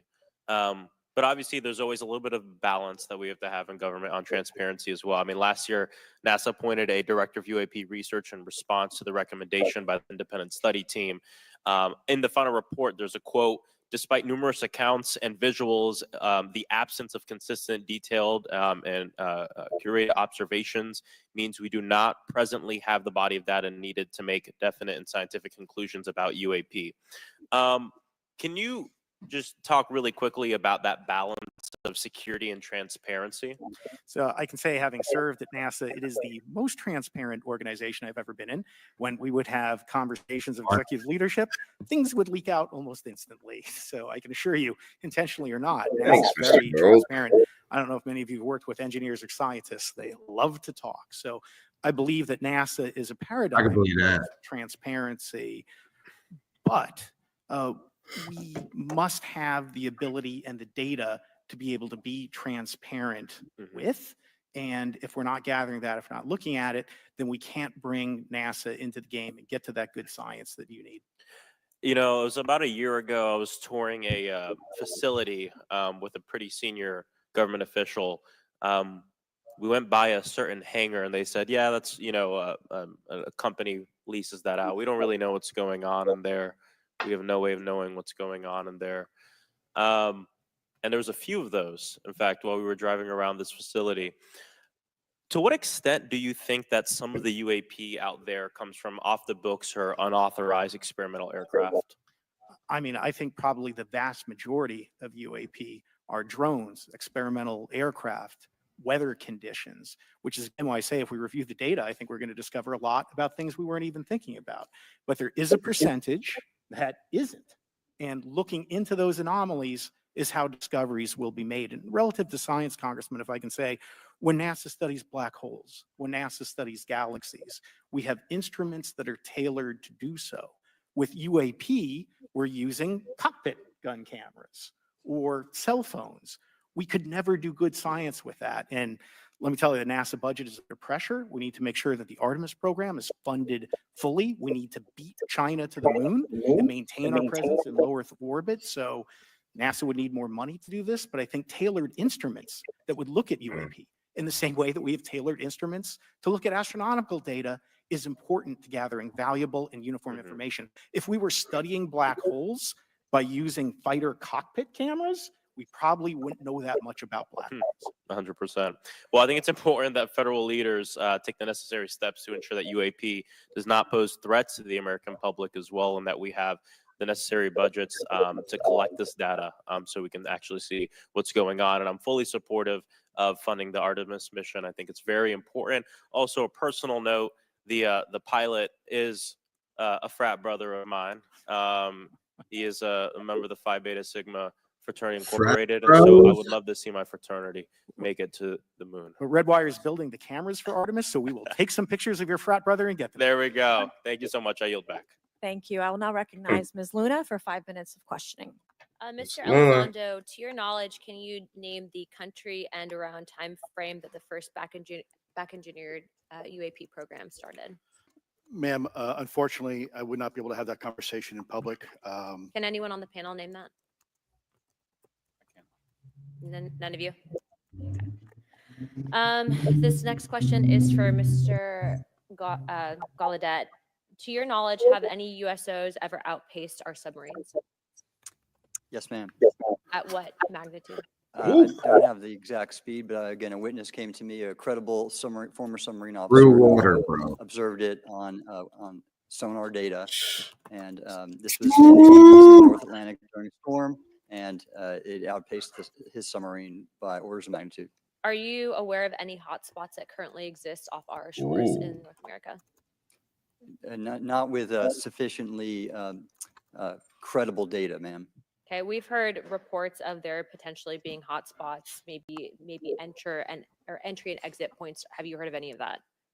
I have not, ma'am, but my colleague here, Mr. Elizondo, does discuss some USO activity that he's observed in certain DoD databases. Mr. Elizondo, in regards to these aircraft being piloted by whatever they might be, non-human biologics, would you agree that it's likely that they are being piloted by some mind-body connection? Ma'am, I think it is safe to presume here that they are being intelligently controlled because some cases seem to anticipate our maneuvers, and in other cases they seem to I came across an email where the word "stalked" was used in a very secure email between Navy officers discussing their ships being pursued by a UAP. In our previous panel, we had Grush, and he had testified to say that some of these were interdimensional beings. Can you speak on that at all? Ooh, let's get it. I'm not qualified, certainly as a scientist or otherwise, to speculate points of origin. I looked at everything from a scientific perspective. So if you look at, for example, instantaneous acceleration, which was one of the observables of the program that I belong to, ATIP, the human body can withstand about 9 G-forces for a short period of time before you suffer negative biological consequences, blackouts and ultimately redouts and even death. Comparison, our best technology, the F-16, which is one of this older platform, but one of our most highly maneuverable aircraft, manned aircraft, made by General Dynamics, can perform about 17 or 18 G-forces before you start having structural failure, meaning that the airframe begins to disintegrate while you're flying. The vehicles we're talking about are performing in excess of 1,000, 2,000, 3,000 Gs. So are you Damn. to infer that they're living craft? I'm not prepared at this point to state for the record. State that shit. Something alive or not, because even that definition is right. There was a time in science we thought that life required oxygen, and we now know that's not true. There are anaerobic bacteria that thrive in oxygen environments that lack oxygen. And so also same with photosynthesis. When I was in college, I was told everything is derived from photosynthesis as a form of energy. In reality, that's not true. There are things that live off of chemosynthesis. So we're constantly having to reevaluate our understanding of what the definition of life is. Do any of you ever come across reports from people that claim to have firsthand experiences with these entities, whatever they might be, or these aircraft, and then as a result, whether or not they're religious, find that these things will automatically disappear? Anyone, this is open to any of you on the panel. So just real quick, because I'm running out of time. Lou? Ma'am, I've always been a nuts and bolts kind of guy. When I was at ATIP, I was focusing more on the performance characteristics and less on the potential occupants. Okay, the reason I ask is because it seems like, just based on our conversations, that we've had people that say that there are good and bad of whatever these things are. And so my concern from a national security perspective is A, that true? B, are you guys hearing the reports of that? And C, I think moving forward in regards to technology, Mr. Gold, if you can answer this real quickly, some of these aircraft, it seems that they are operating off of energy that we don't currently have. But just yes or no, in your opinion, if we were able to obtain that, would that impact humanity for the better or negative? Would certainly save us some money on funding on Artemis. Definitely. And this is a national security issue, that if there is such technology out there, we're not the only country that might have access to it. We don't want to be on the wrong end of technological surprise. Okay. Thank you guys for your time. All right, thank you. I will now recognize Mr. Garcia for 5 minutes. Thank you, and I apologize for stepping out. My governor is here upstairs, so I'm trying to get in between meetings, so apologize for that. I want to just start by just asking everyone on the panel or witnesses, and I had a chance to read all the testimony before, but just to set the agenda, just if we can go down real briefly, do you believe, just for the record, that the federal government, any part of the federal government, is knowingly concealing evidence about UAPs from the public? Yes, sir. 100%. Yes. Yes. Thank you. I also want to just go down the line. I know many of you have already said this, but I just, for the record again, just briefly, what do you believe UAPs could be or are? Strong evidence that they are non-human, higher intelligence. I echo my colleague's comment, sir. Genuinely do not know. Don't know, but we must find out. Okay, thank you. I appreciate those answers, gentlemen. I think this is obviously another remarkable hearing with just really important information. So I thank all of you for answering the questions. Admiral, I just want to go back to one thing. Now, last year, our subcommittee heard from 2 retired Navy pilots, Lieutenant Ryan Graves and Commander David Fravor, regarding UAPs. Actually, I think Ryan is here in the audience and been a great person to get to know and to have conversations with. He, of course, has been involved in the Safe Airspace for Americans Act with Chairman Gray and been a great person to get to know and to have conversations with. He, of course, has been involved in the Safe Airspace for Americans Act with Chairman Graves, with Chairwoman Mace for UAP reporting by civilian aviation personnel. Can you discuss briefly why it's important for civilian pilots to be able to report UAPs and why these legal protections are critical for our national security? Yes, Congressman, thank you. And I did invite Ryan Graves as my guest, as I'm on his advisory board for the Americans for Safe Aerospace, and legislation that you supported and introduced, I fully support as well. And I think it's important that more civilian pilots, commercial pilots report so we can better understand and learn and do research on UAP, as well as remove the stigma so more citizens report on what they observe. And also, it'll only contribute to aviation safety when we have a better understanding of where these UAP are, how they operate, and at what frequency and what capability level. So it's important for aviation safety, and it'll be important for moving science and research forward. Thank you, sir. And I just want to reiterate to my colleagues, I mean, this is a very bipartisan piece of legislation, and we just got to continue to get this through the Congress. And it's incredibly important that civilian pilots have the opportunity to safely report the UAPs that they are seeing or encountering in the air. And I can't express how critical this piece of what I believe is a larger collection of evidence and facts actually happened. We've been approached by pilots. I've talked to folks that have been engaged with our office and others, and there is still enormous stigma. And essentially, we don't have a system where folks are feeling free to be able to report what they're seeing. And so I just want to reiterate that that advocacy. Mr. Gold, in your testimony, you discuss NASA's aviation safety reporting system, a confidential, non-punitive reporting mechanism. In the Safe Airspace for Americans Act, we explicitly allow for civilian reporting, of course, of UAPs. Can you explain why the NASA task force recommended the use of the aviation safety reporting system? The aviation safety reporting system is an existing system that is trusted, that has taken hundreds of thousands, now millions of cases. And again, recognizing budgetary constraints, this seemed like the perfect way to be able to gain more data. And when it comes to the stigma, sir, it's something that pilots are used to reporting on, that crew is used to reporting on. So it's a great way to get data, to overcome the stigma without spending really that much more additional money since the system exists. Thank you so much for your support of that. Thank you for what Ryan Graves does. This is a common sense means to expose the truth of UAP for the purpose of this hearing. Thank you. And I just want to also add, now earlier this year, as part of the House Defense Authorization Bill, the NDAA, I had filed an amendment to include the UAP Disclosure Act, which would create a UAP Records Review Board and exercise with exercise of eminent domain over UAP-related material, modeled actually on the JFK Assassination Records Collection Act, which is widely known. Now, the amendment was blocked. Where did we get on that The one? Senate included the amendment by Senator Rounds and Schumer for the UAP Disclosure Act. So I just again want to say that we should be pushing and ensuring the UAP Disclosure Act, which is bipartisan in its support, should move forward. And if I can just briefly, particularly Admiral, can you just briefly, as I close my time, explain why the UAP Disclosure Act would be critical for us and our national security? Thank you, Congressman. Yes, I believe the UAP Disclosure Act is important for national security, as well as advancing potential socioeconomic benefits resulting from UAP research, as well as public safety, as we referred to previously regarding aviation. And this act will allow for greater transparency and open research, and that's why I'm also a member of the UAP Disclosure Fund as an advisor, as in the Soul Foundation, as an advisor, senior strategic advisor, which is advocating for the same. Thank you very much. I yield back. All right, thank you. I'd like to recognize Mr. Biggs.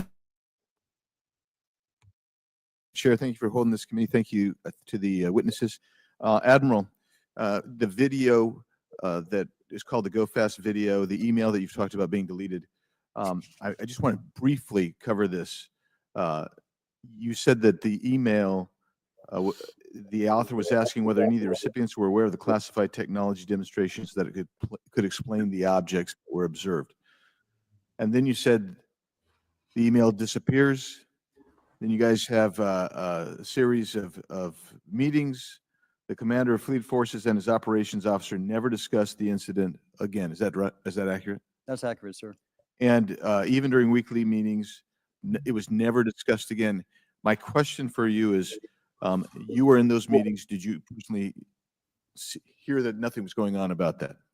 Yes, sir. I was in those meetings, and did you make inquiries about that? No, I did not, sir, because I inferred, since I had been read into other special access programs, that this UAP video was part of one that I was not read into, or any of the recipients, or the author of the email, and that an intelligence agency basically pulled it back and instructed the author of the email, hey, this is, you just conducted what they call spillage into a lower classification level. And when that's done, the procedures are basically to remove any of the communication. You're going to silo it. So, and you, Mr. Elizondo, you said in your report and your testimony today, a government work on the UAP subject still remains classified. Excessive secrecies led to grave misdeeds against loyal civil servants, military personnel, and the public, all to hide the fact that we are not alone in the cosmos. Fair? Yes, sir. All right, and all of you, and Mr. Schellenberger, by the way, I've read several of your books, Mr. Schellenberger, excellent stuff. What I would say too is, you were asked about the veracity of the author of this report. You comfortable with the veracity? Yes. Okay, and then, and I'll get to you in a second, Mr. Gold. We'll talk about Kuhnian and Lakatoshian scientific advancement and how we're obviating that through these processes. But we'll get to that in a sec, because what I want to really get to is the ultimate question really becomes this: for what purpose is the federal government overclassifying, because that's what they're doing, they're overclassifying and forbidding the public for getting access to this? And if you know, if you have an explanation, I'm curious, because I know what I've been told. I just want to know from your perspective, why do they overclassify? Mr. Elizondo, you look like you're finger on the button, ready to go. Yes, sir. Forgive me. I think there's several reasons. I think at the time when this reality became evident to the U.S. government, we were in the middle of the Cold War with then Soviet Union, and we did not want to tip our hands to what our knowledge base was on this topic. We did not want to broadcast that to the Cold War's long over. It is, sir. It is, sir. There's also then the philosophical argument that the Department of Defense and intelligence community is solution oriented. Philosophical don't bullshit. have answers. It's a really tough spot to be in. It's easier to be quiet and suppressed than if you don't have the answer. Indeed, sir. In fact, there's a very real example when we built the U-2 spy plane and flew it over then Russia, and we're taking reconnaissance. And when we first started flying the aircraft, it flew so high and so fast we thought they weren't tracking us. In reality, they were tracking every flight. It wasn't until the Russians could develop the SA-2 surface-to-air missile and successfully shoot them down. I would suggest to you also, along with Lakatos and Kuhn, you also have a problem with Kenneth Arrow's path dependence or increasing returns.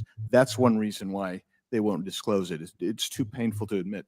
But I just want to read a couple of things from Mr. Schellenberger's, what he gave to us today, because I think this is interesting stuff, and I just want to convey this to you. On USG networks, there exists infrared footage of and imagery of a grouping of vessels engaged in SIGINT and mass collection at night in a specific area of the Pacific Ocean. This footage, which was in close proximity to the vessels, a large equilateral triangle UAP suddenly appears directly over the ships.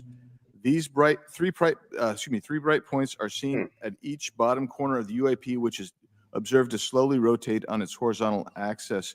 And he goes on to describe that. And I just want to read one more, and I'm doing this because I think it's interesting.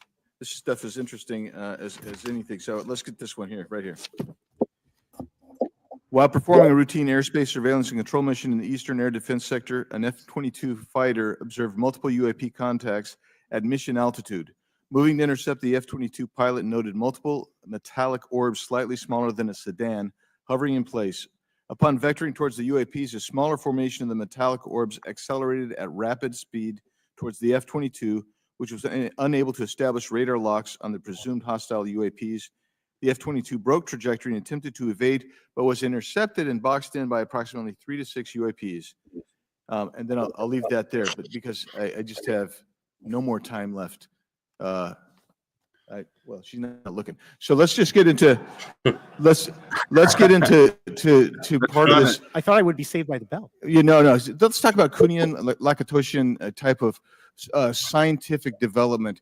And the problem that we have here is you have institutional blockage of what would be normal development of scientific ideas. And if you want to expand that, Mr. Gold. We're over time, so be very fast, please. I'll just say I'm a recovering attorney, so please take it easy on the science. But all breakthroughs have been heretical at first, and that's the challenge that we face, particularly with something as extraordinary as this, which is why gathering the data is so important. And I'll just end by saying, by the way, the overclassification of material is in no way limited to UAP. That is occurring throughout the government, as well as the inability to get people classifications in a timely and efficient manner, and then to have those classifications be broad enough to be useful. So this is a larger issue that I hope that Congress will look at. Thank you. Thank you, Mr. Biggs. I've been generous. All right, Mr. Burleson, I'll recognize you for 5 minutes of questions. Chill out, bro. Thank you, Madam Chair. Mr. Elizondo, does any branch of the United States government or defense contractors possess technology? Sir, there's documentation that I believe was submitted for the record that was approved for release by the U.S. Pentagon, by the Department of Defense Office of Pre-Publication Security Review, and it states one of the reasons why my predecessor program, OSAP, was trying to collect material of unknown origin. Was it successfully collected? It was not. What happened is that there was an aerospace contract company that requested to divest itself of the material that was collected in the 1950s. Unfortunately, that didn't actually occur. So let's dive into that. That's the Bigelow Airspace, correct? So yes, sir. There was a journalist, Christopher Sharp, who said that there was a transfer between Lockheed Martin, Bigelow Airspace, and the CIA allegedly blocked this. Can you describe that? What I can say is that it was blocked. Why it was blocked, I can only surmise. I was part of some conversations later on with some of those contract personnel where they had told all of us that is accurate. What we required was a memo from the Secretary of the Air Force in order to make that complete, and that never occurred. And so when Secretary Mattis became Secretary of Defense, I decided it would be appropriate for me to try to receive a memo from him as SecDef, as Secretary of Defense, if we could not get a memo from the Secretary of the Air Force to transfer that material. So if that material exists today, who's in possession? Sir, I wouldn't be able to have that conversation in an open hearing. We'd probably have to have that. Okay, my question to you then is, if we were in a secure setting, if we were in a SCIF, would you be able to provide or get access to something, whether it's a visuals or material that we could put our hands on, or biologics that would convince me, that would show me that we have non-human origins? Sir, that decision would not be mine. That would be to the gatekeeper still in the U.S. government. And who would we, so if you were in our shoes, where would you go from here? How would you get that information? A lot of times we just don't know who to ask because we don't know where to go next. So if you were in our shoes, where would you go? Well, I prefer to answer that question in a closed session. However, we established AARO for that very purpose, and unfortunately, under its previous leadership, it failed. So one would hope that they would have the authorities necessary to do that. Let's hope that this new iteration of leadership will be successful. In the discussions, it's simply about material, or is there discussion about biologics? It was previously testified that there was biologics that were collected. Are you aware of any of that? I am, sir, aware of the reporting that biologics have been recovered. Again, my focus was more nuts and bolts, looking at the physical aspects of these phenomenon, how they interacted around military equities and nuclear equities. So I'm certainly not a medical expert. I would not be able to probably provide you a whole lot of value in that because I don't have the expertise. Was anything described as that we have possession of bodies? Yes, yes. We have, is it multiple types of creatures or? Sir, I couldn't answer that. I can tell you anecdotally that it was discussed quite a bit when I was at the Pentagon. The problem is the supposed collection of these biological samples occurred before my time, in fact, before I was even born. And was this part of the Lockheed Martin discussion, or was this the biologics is a completely separate? Separate yet related. Okay. Has anyone made contact? Sir, I'm sorry, could you specify? Has there been any, to your knowledge, any communication with a non-human life form? So the term communication is a bit of a trick word because there's verbal communication like we're having now. And the problem is we also have nonverbal communication. And so I would say definitively yes, but from a nonverbal meaning, when a Russian reconnaissance aircraft comes into U.S. airspace, we scramble 2 F-22s, and we are certainly communicating intent and capability. I think the same goes with this. We have these things that are being observed over controlled U.S. airspace. And they're not really doing a good job hiding themselves. They're making it pretty obvious they have the ability to even interfere with our nuclear equities and our nuclear readiness. Is the United States government or in our contractors, are they pulling technology from this? Are they're reverse engineering this? Sir, as I previously stated, and please forgive me, I am not authorized to discuss specifics about crash retrievals. I signed documentation with the U.S. government. What I can say was, after a very thorough review process by the Pentagon, what I wrote about. And that was my limit, unfortunately, that I was given. Thank you. Yes, sir. Thank you. I would like to recognize Mr. Timmons for 5 minutes of questioning. Thank you, Madam Chair. Mr. Elizondo, you just said something interesting. You said they don't seem to be hiding. They don't seem to be hiding. The UAP sightings are becoming increasingly brash, if you will. And, we've been hearing about these for years, but they've generally been isolated and not as consistent and over critical military installations. Would you say that's fair? Is this becoming increasingly often? Is it happening more and more? Great question, sir. Let me see if I can answer this for you. Certainly, there seems to be some indication that they're being provocative, meaning that they're, in some cases, literally splitting aircraft formations right down the middle. So that's an air safety issue. The question is it the frequency increasing? And the response is it depends. Yes, it's possible that there is an increase in frequency, but it's also possible that there's heightened awareness now.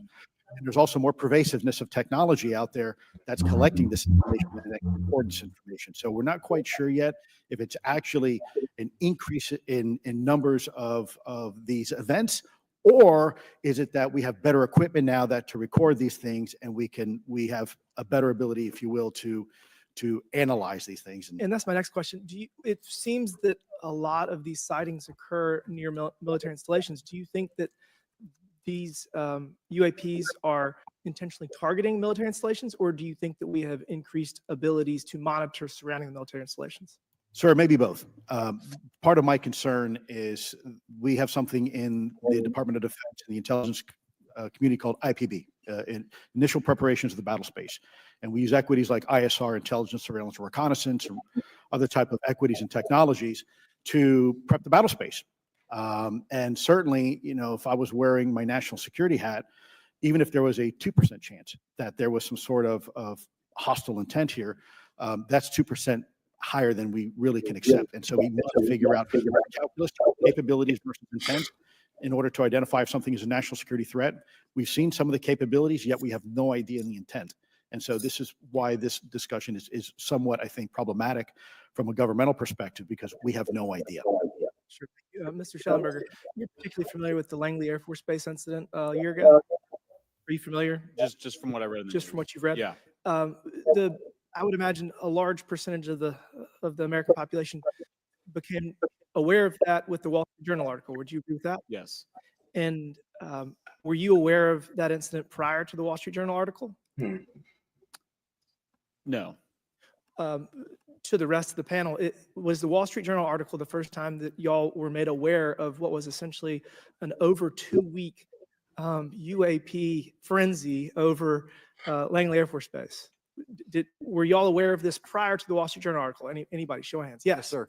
Dr. Guyette, could you give me how did you become aware of it? A colleague of mine who I referenced previously, Chris Mellon, he wrote an extensive article about this, that there were other incursions of drones over Langley before this, as well as many, many military installations over the last 5 decades. And it's my understanding that there's been an ever increasing in number, and I'm trying to think how to say this because I wear 2 different hats. I'm still in the Air Force. So, I mean, it seems that they're becoming increasingly brash. And the question that we really have to figure out is it China or is it non-human? And I think that's the biggest question the American people want to know. If it's China, it's scary because they have a lot of technology that we cannot explain. And if it's non-human, that's scary because we don't know the intent. Would you say that's fair? Yes, Congressman. And in fact, I really believe that we use this hearing as a catalyst to improve and bolster our air defense capabilities and our maritime domain awareness capabilities, because obviously they're holding it, whether it be UAP of non-HI direction or NHI direction, or as you say, sir, China or any other adversary. Are you all aware of any task force at the Pentagon or in the national security apparatus that's trying to assess the answer to that question? At the current moment, sir, no, but this is a great point. From 2020 2022, there was a UAP task force in the DoD succeeding where Mr. Elizondo worked, led by Jay Stratton, who had the first comprehensive whole government approach to UAP, which involved pathways to de-identification and increased transparency, as well as assessing the national security risks of UAP. This was a really well-established approach, and we have all advocated that something like it return. I'm running out of time. The last thing is that we need authorities. The law enforcement, military do not have authorities to actually engage, and Congress needs to act to give those authorities to local law enforcement and the military so they have clear guidelines on how to assess these issues going forward. I yield back. Thank you. Thank you. I'd like to recognize Ms. Boebert for 5 minutes of questioning. Thank you, Madam Chair. Now that we have all been cautioned in this committee hearing that the mention of Pentagon's Immaculate Constellation program could put us on a list, well, I already find myself on many lists, I'm sure. So I speak my mind often, so why not just keep going with it? May as well just go all out and say it. The earth is flat, birds are government drones. Shut up. Biden received 81 million votes in the 2020 election. So, let's see how many lists we could get on here today. But Mr. Schellenberger, I wanted to ask you, I think I understand from this hearing that you would agree that classifying information like this is not in the best interest of the people. Is that correct? Yeah, I mean, with the caveat that, of course, I would support classification necessary to protect secrets essential to national security, but I think it's pretty obvious that there's overclassification. Overclassification, yes. And so in most instances, if they can't tell us what, do you think at some point they'll at least tell us why? President-elect Trump has repeatedly committed to greater transparency, both on the UAP issue, on JFK files, on COVID origins, and many other things. So I think that we need to make sure that the next administration is held accountable for that. Agreed. And this is for all four of you. Yes or no, please. I have many questions I want to get to.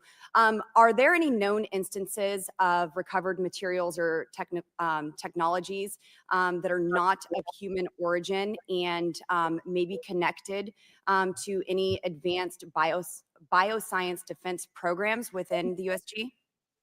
I don't know. I wouldn't be able to answer that, ma'am. I don't know. I don't know. Okay, so there are rumors that have come up to the Hill of a secretive project within the Department of Defense involving the manipulation of human genetics with what is described as non-human genetic material, potentially of human capabilities, hybrids. Are any of you familiar with that? I am not, ma'am. I'm not. No. Okay, I would like to know with the Immaculate constellation, how does this relate to UAP activities, Mr. Schellenberg, in oceanic environments? Are there any instances where the Navy or other maritime forces have encountered UAPs that could not be explained by known technology or natural phenomena? Yeah, the Immaculate Constellation covers both terrestrial and oceanic, and there's actually a number of cases described in the report that occur in the ocean. And do you believe that there is a concerted effort by the Pentagon to keep Congress out of the loop regarding these UAP activities, specifically in our waters? Yes. I think it's about 5% of our ocean that's actually been studied in detail by man, and we've studied more of space than we had of our own oceans. And so, are there any accounts of UAPs emerging from or submerging into our water, which could indicate a base or presence beneath the ocean's surface? I don't know about a base, but as I mentioned, I had a different source entirely describe this pretty extraordinary footage that exists of orbs, of an orb coming out of the ocean and being met by another orb. Some would say that there's multiple hotspots where we see frequent activity. So, Baja, California, do you come across any data or visual evidence like sonar readings or underwater footage of these UAPs? I have not beyond what's in the report. You've written about UAPs not only in the air but in underwater. Are there any specifics on what you've learned about the UAP activity in our oceans? Particularly, have you spoken with sources who have provided any evidence or eyewitness accounts of these UAPs interacting with our naval forces or being detected by our underwater surveillance systems? Nothing beyond what's in the report and then the specific case that I mentioned with the orb. So this report says it all. There's no other information that we are aware of regarding the activity within our waters.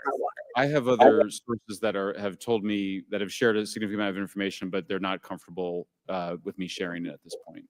Okay. Are there any technological capabilities observed in these oceanic UAPs that seem to defy our current understanding of physics or our engineering capabilities? It seems like they all do. Yes, I would agree with that. My time is up, but I do appreciate your bravery, your courage for coming here and speaking today. And it seems like there's still some questions that we need answers to, and we will not relent until we get those to the American people. Thank you all. Thank you. I move to allow myself and the ranking member 5 additional minutes for questions without objection, so ordered. Mr. Elizondo, were you read into the Immaculate Constellation? Here we I go. would not be authorized to confirm nor deny Come the on, existence bro. of any ongoing or past program, especially as it relates to a special access program, either by name or trigraph.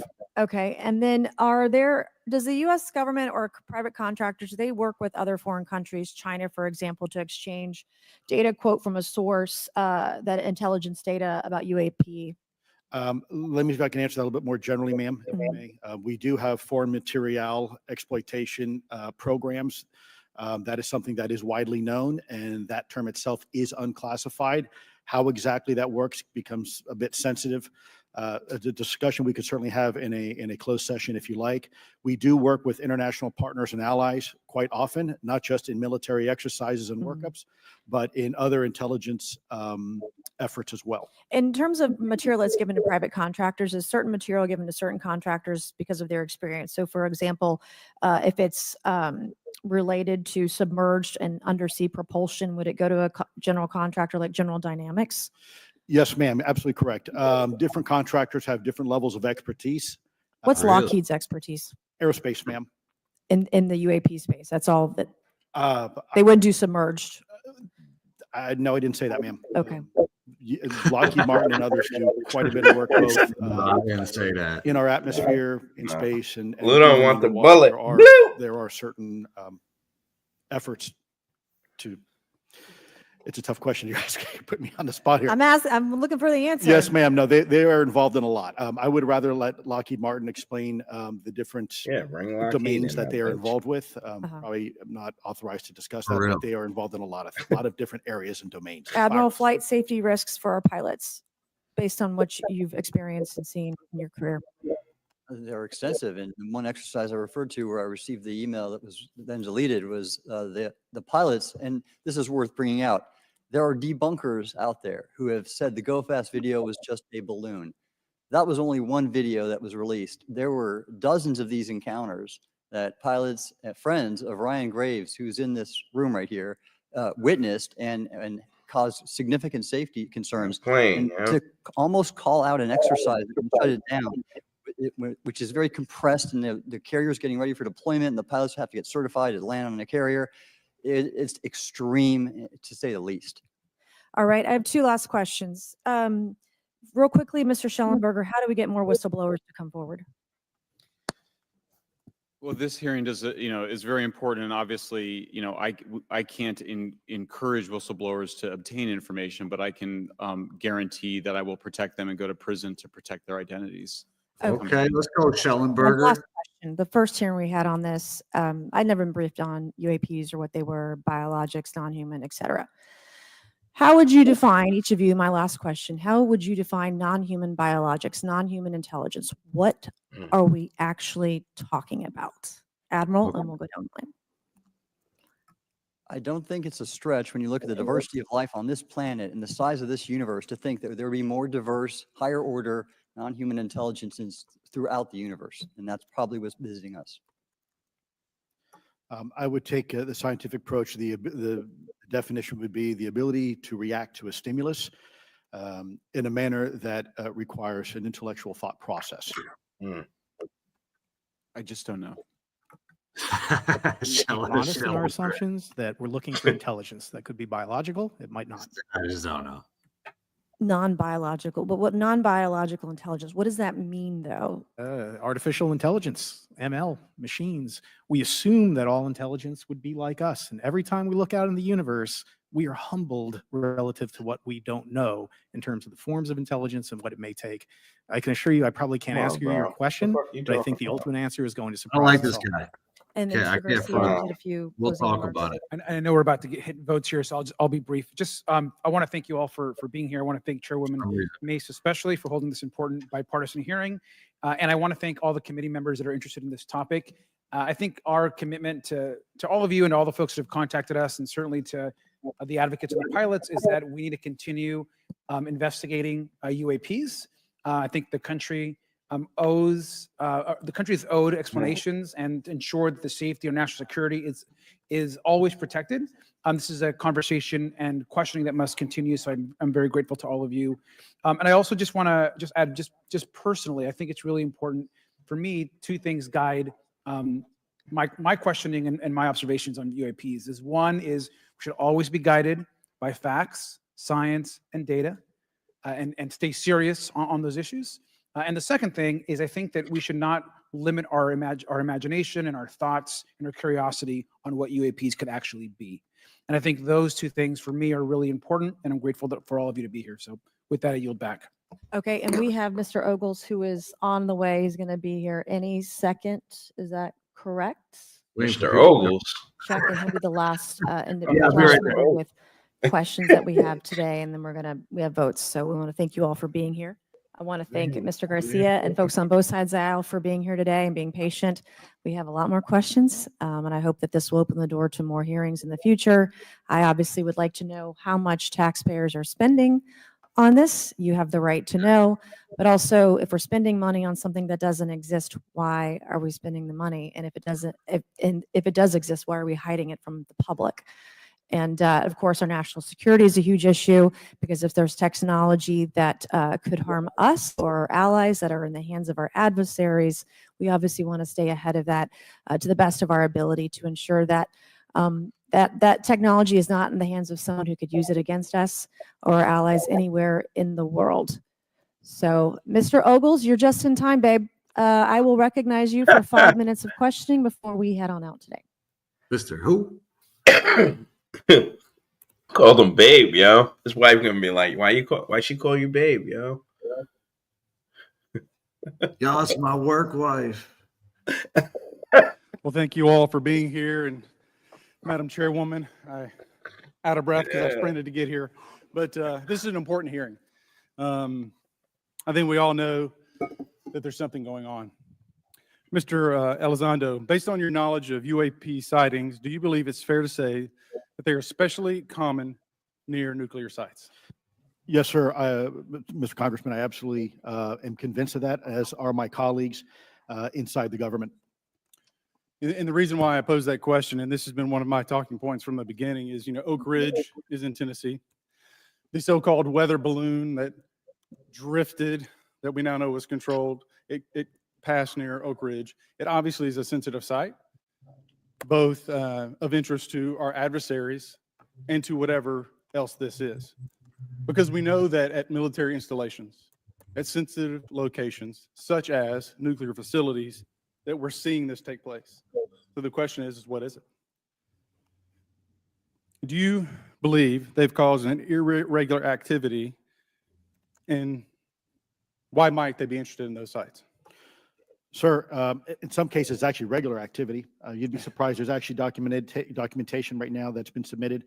It's not just Oak Ridge. It's Savannah River site, SRS. It's also Los Alamos. A lot of our sensitive R&D locations appear to be under some sort of surveillance and monitoring. Why? Well, because a lot of innovation comes out of those areas, a lot of new technologies, a lot of, if you will, disruptive technologies that we use for our national defense originates out of those locations, and advanced concepts in physics as well. So if I was doing any type of reconnaissance, even on a foreign adversary, that's a great target to start with. Sure, and again, this has been one of my talking points. I do have questions. What role might the Department of Energy or its subsidiaries or affiliates have in this type of technology? Or possessing this type of technology, whether it's ours or others. Mr. Gallaudet, I think your testimony has been pretty clear, but would you please reiterate that do you believe UAPs pose a threat to pilots? Excuse me. Yes, sir. I absolutely. They were threatening Navy pilots during the exercise that I was, my people were involved with in 2015. And it's my understanding they're risking pilot safety, commercial and military today. Well, considering, and I understand that there's a need in some cases to keep certain technologies secret, but you believe that it is posing a threat to our personnel, correct? Yes, sir. So I think it's reasonable to conclude that if there's a threat to our personnel who are serving our country faithfully, that there be oversight. 100%, Congressman. And in fact, that's the one thing that we've not talked about enough during this hearing is the fact that the government, the executive branch, not sharing with Congress what it knows about UAP infringes on your legislative and oversight responsibilities to such an extent that's very concerning. I mean, what else are we, if you look at national security or intelligence or foreign affairs or appropriations, you all have oversight and legislative responsibility regarding those. This UAP issue may be the greatest issue of our time, and it's being hid from you. Well, I mean, and to your point, I think we've seen over the decades that we have certain adversaries like China, like Russia, that technologically speaking are not as advanced as us, that they lack some of the lethality that we have, and that we've seen that they've gone after our technologies and in some cases succeeded, in particular with missile technology. And so again, my concern, whether this technology emanates from us or otherworldly, that we know that we possess it. And where's the accountability? Where are the stopgaps? What are the guarantees that if this were to fall in enemy hands, that it isn't immediately weaponized against us? And I'll say this, it is clear from my experience and what I've seen that there is something out there. The question is it ours? Is it someone else's? Or is it otherworldly? And Madam Chairman, I would posit that as the legislative body, as the regulatory body, we must know. And anyone who prevents us from gaining access to that information, I would consider that criminality. Because we have U.S. personnel who may very well be in harm's way.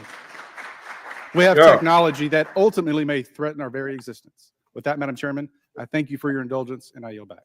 Thank you, Mr. Ogles. And with that and without objection, all members will have 5 legislative days within which to submit materials and to submit additional written questions for the witnesses, which will be forwarded to the witnesses for their response.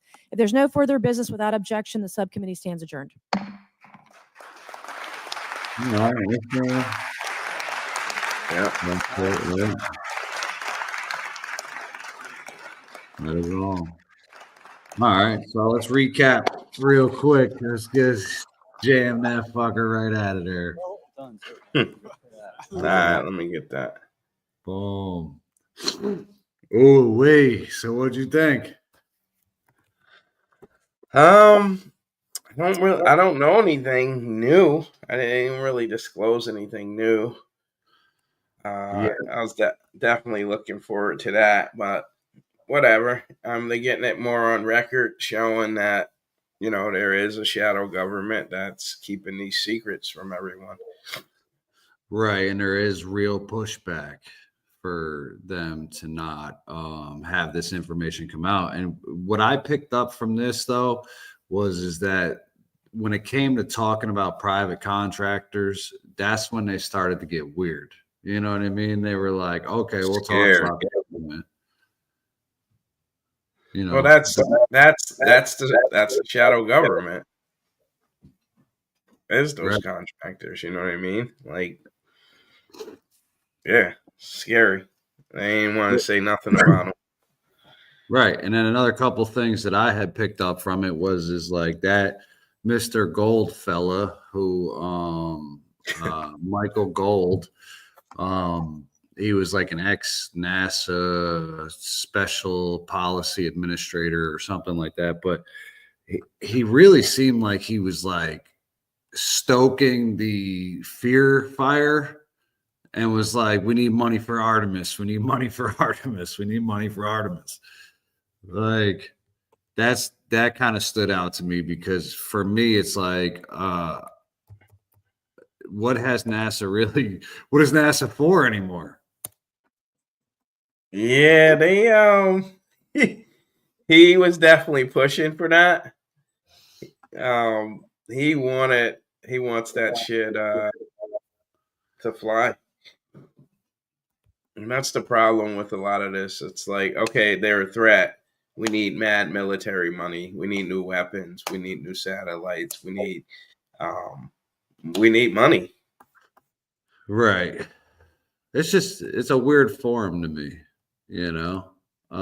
because it's like, all right, cool. You're in a UAP Congressional hearing, but the real meat of it, like, I don't know if I even trust NASA being involved. It's almost like that controlled opposition in a sense. You know what I mean?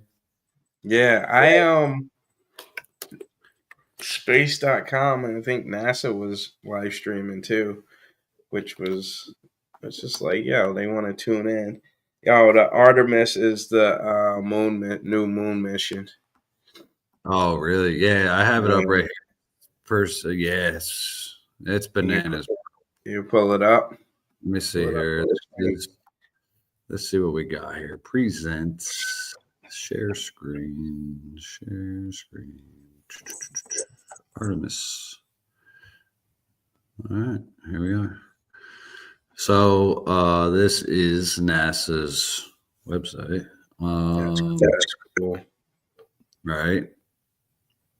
So with the Artemis campaign, NASA will land the first woman and first person of color on the moon using innovative technologies to explore more of the lunar surface than ever before.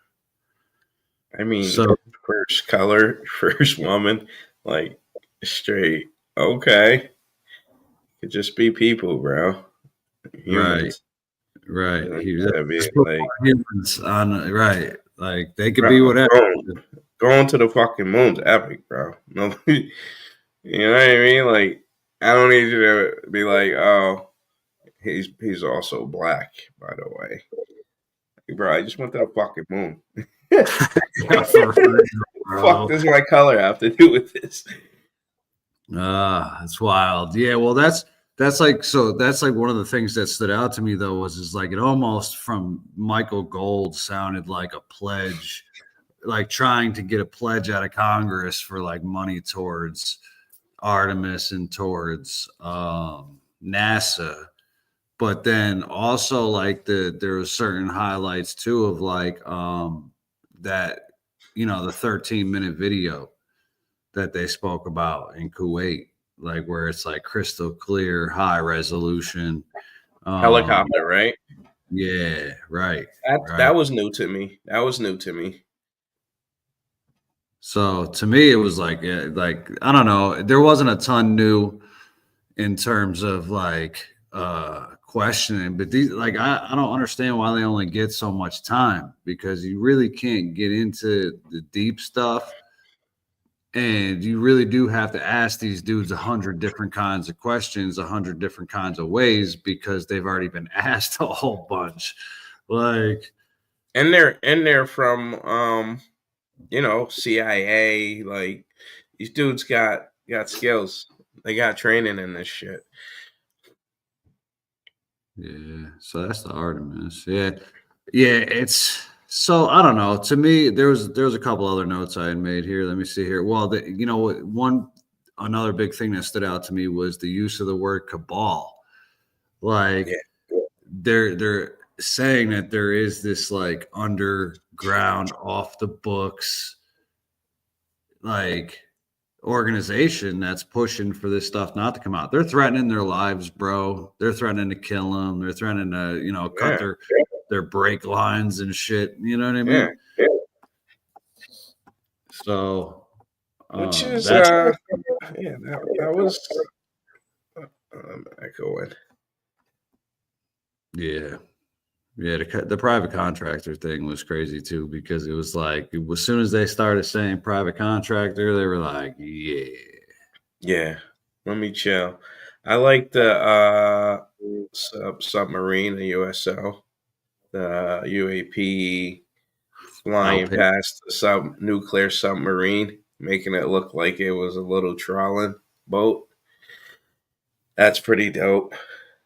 No, that's big news too, because again, like the UAPs have always been like this aerial thing. That's why they changed it from aerial to anomalous, because they've been seeing them come out of the ocean and shoot up out of in outer space.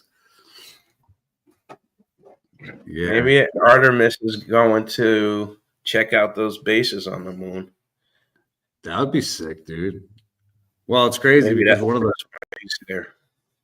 Yeah, well, one of the stories is that we went, like the shit, like the one that the public saw was like a kind of like a front, but then on the back end of it, we were up there, and they were actually Nazi bases, allegedly. You know what I mean? And like the Nazis had been on the moon, which was crazy.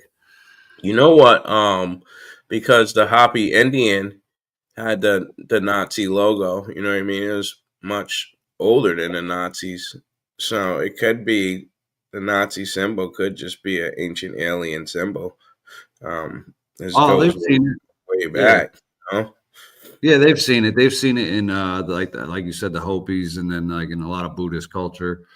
But that's how quick you can take a symbol and turn it into the complete opposite of what it Which is crazy, because theirs is like love, peace, harmony, and shit. And then, I mean, got to be thousands of years before the Nazis, but then it just became that symbol. Like, how does a symbol become its own life form? You know?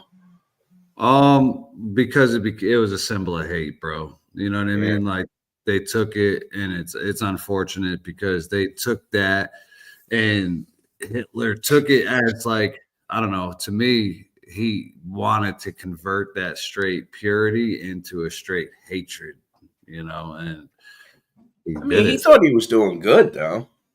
You know what I mean?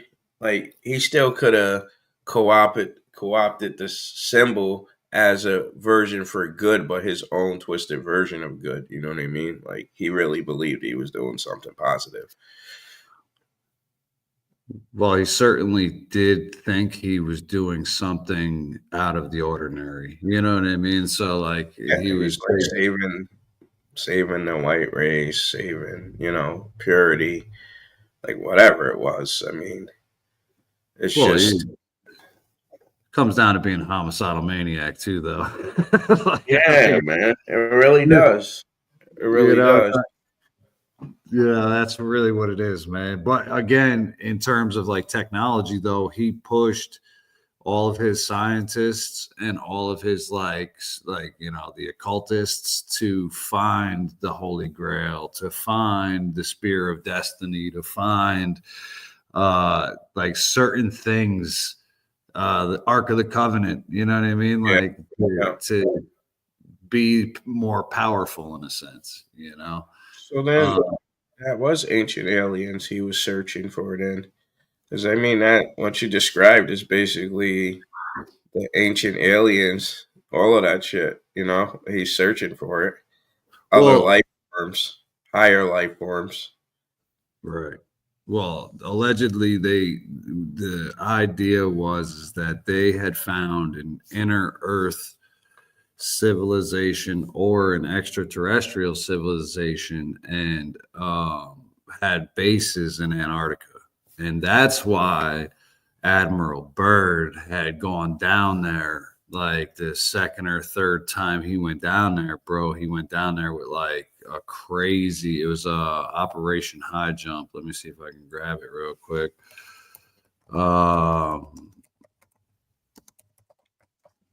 But he went down there a few times on like research purposes type tip, all of that. And then the third time he goes down, bro, and here we are, we're about to have it up here. So Operation High Jump. He had, let's see here. We're gonna figure out what exactly. So these were all the participating units in where like that went out to Antarctica with him. So basically, he goes out there with this crazy armada, bro, and there's like, there's fatalities. There was like air like combat. There was reports in like a Venezuela or some South American country that they had saw U.S. fighter pilots. I think it was Chile. Chile, right? There you go. Mm-hmm. Like the fighter pilots were fighting UFOs. But they also had figured Germany had a base down there because they saw U-boats going into Antarctica into under ice, underground tunnels and shit. So, yeah. That's why it used to be tropical, man. I mean, there's rumors too. Linda Moulton Howe always talks about alien bases in Antarctica too. She had quite a few whistleblowers on talking about just the underground base that's just all powerful. Don't really talk about beings being in it, but it's there. Yeah, well, that's so. Bird's whole thing was that it was in Antarctica in the ground, but like allegedly in his deathbed confessions, it was the North Pole that he was like a tractor beamed into with his pilot and met the actual inner Earth civilization. And because he was a man of such respect was why he was able to go and have these conversations with these extraterrestrials and basically sent him back with the idea that like we should stop developing nuclear weapons was the idea, you know. But you know, it's I think we had a lot of interesting things, like especially with the unidentified submerged objects. Like imagine that, bro. Imagine shooting past we all know how it is to even try to tread water, run in water, do anything like that. And to imagine shooting past a nuclear submarine, bro, making it look like it was the turtle in the hair. They're definitely here, man. Definitely here. Yeah, I agree. I think it was good in terms of like moving the conversation forward, but I feel like these conversations need a lot more time, and they like Congress is tough because you're not getting any of the good stuff, like the biological shit. Like, what was the other thing they said? There was, what did Bobert say? I can't remember now. Did I write it down? The cross DNA testing, hybrid, making hybrids. Right. That was crazy. She knows. That's what I'm saying. If they have reports of that shit, then at least, they maybe those dudes can't confirm that. You know what I mean? But they have reports. Whistleblower. Check him out. He knows what's up. Yeah, or the companies. But it's on record, so now they could even call and lock somebody from Lockheed too. I don't know if they'll get that far, but I mean, that should be their next step is the defense contractors. I agree, but that's the thing is like, so what happens when they say, yo, I got this contract with the CIA and I can't disclose to the government what we're doing here? And you got to go to the next level. I mean, you got to keep going. So I don't know. That's once we get there, this progress, we'll see. We'll see how this turns out. Let us know, man, in the comments. What do you think? Yep. Make sure you guys hit that subscribe button. Thanks for tapping in with us. It was a long ride. We'll follow up on another episode again, and we'll catch everyone later. Peace out. Peace.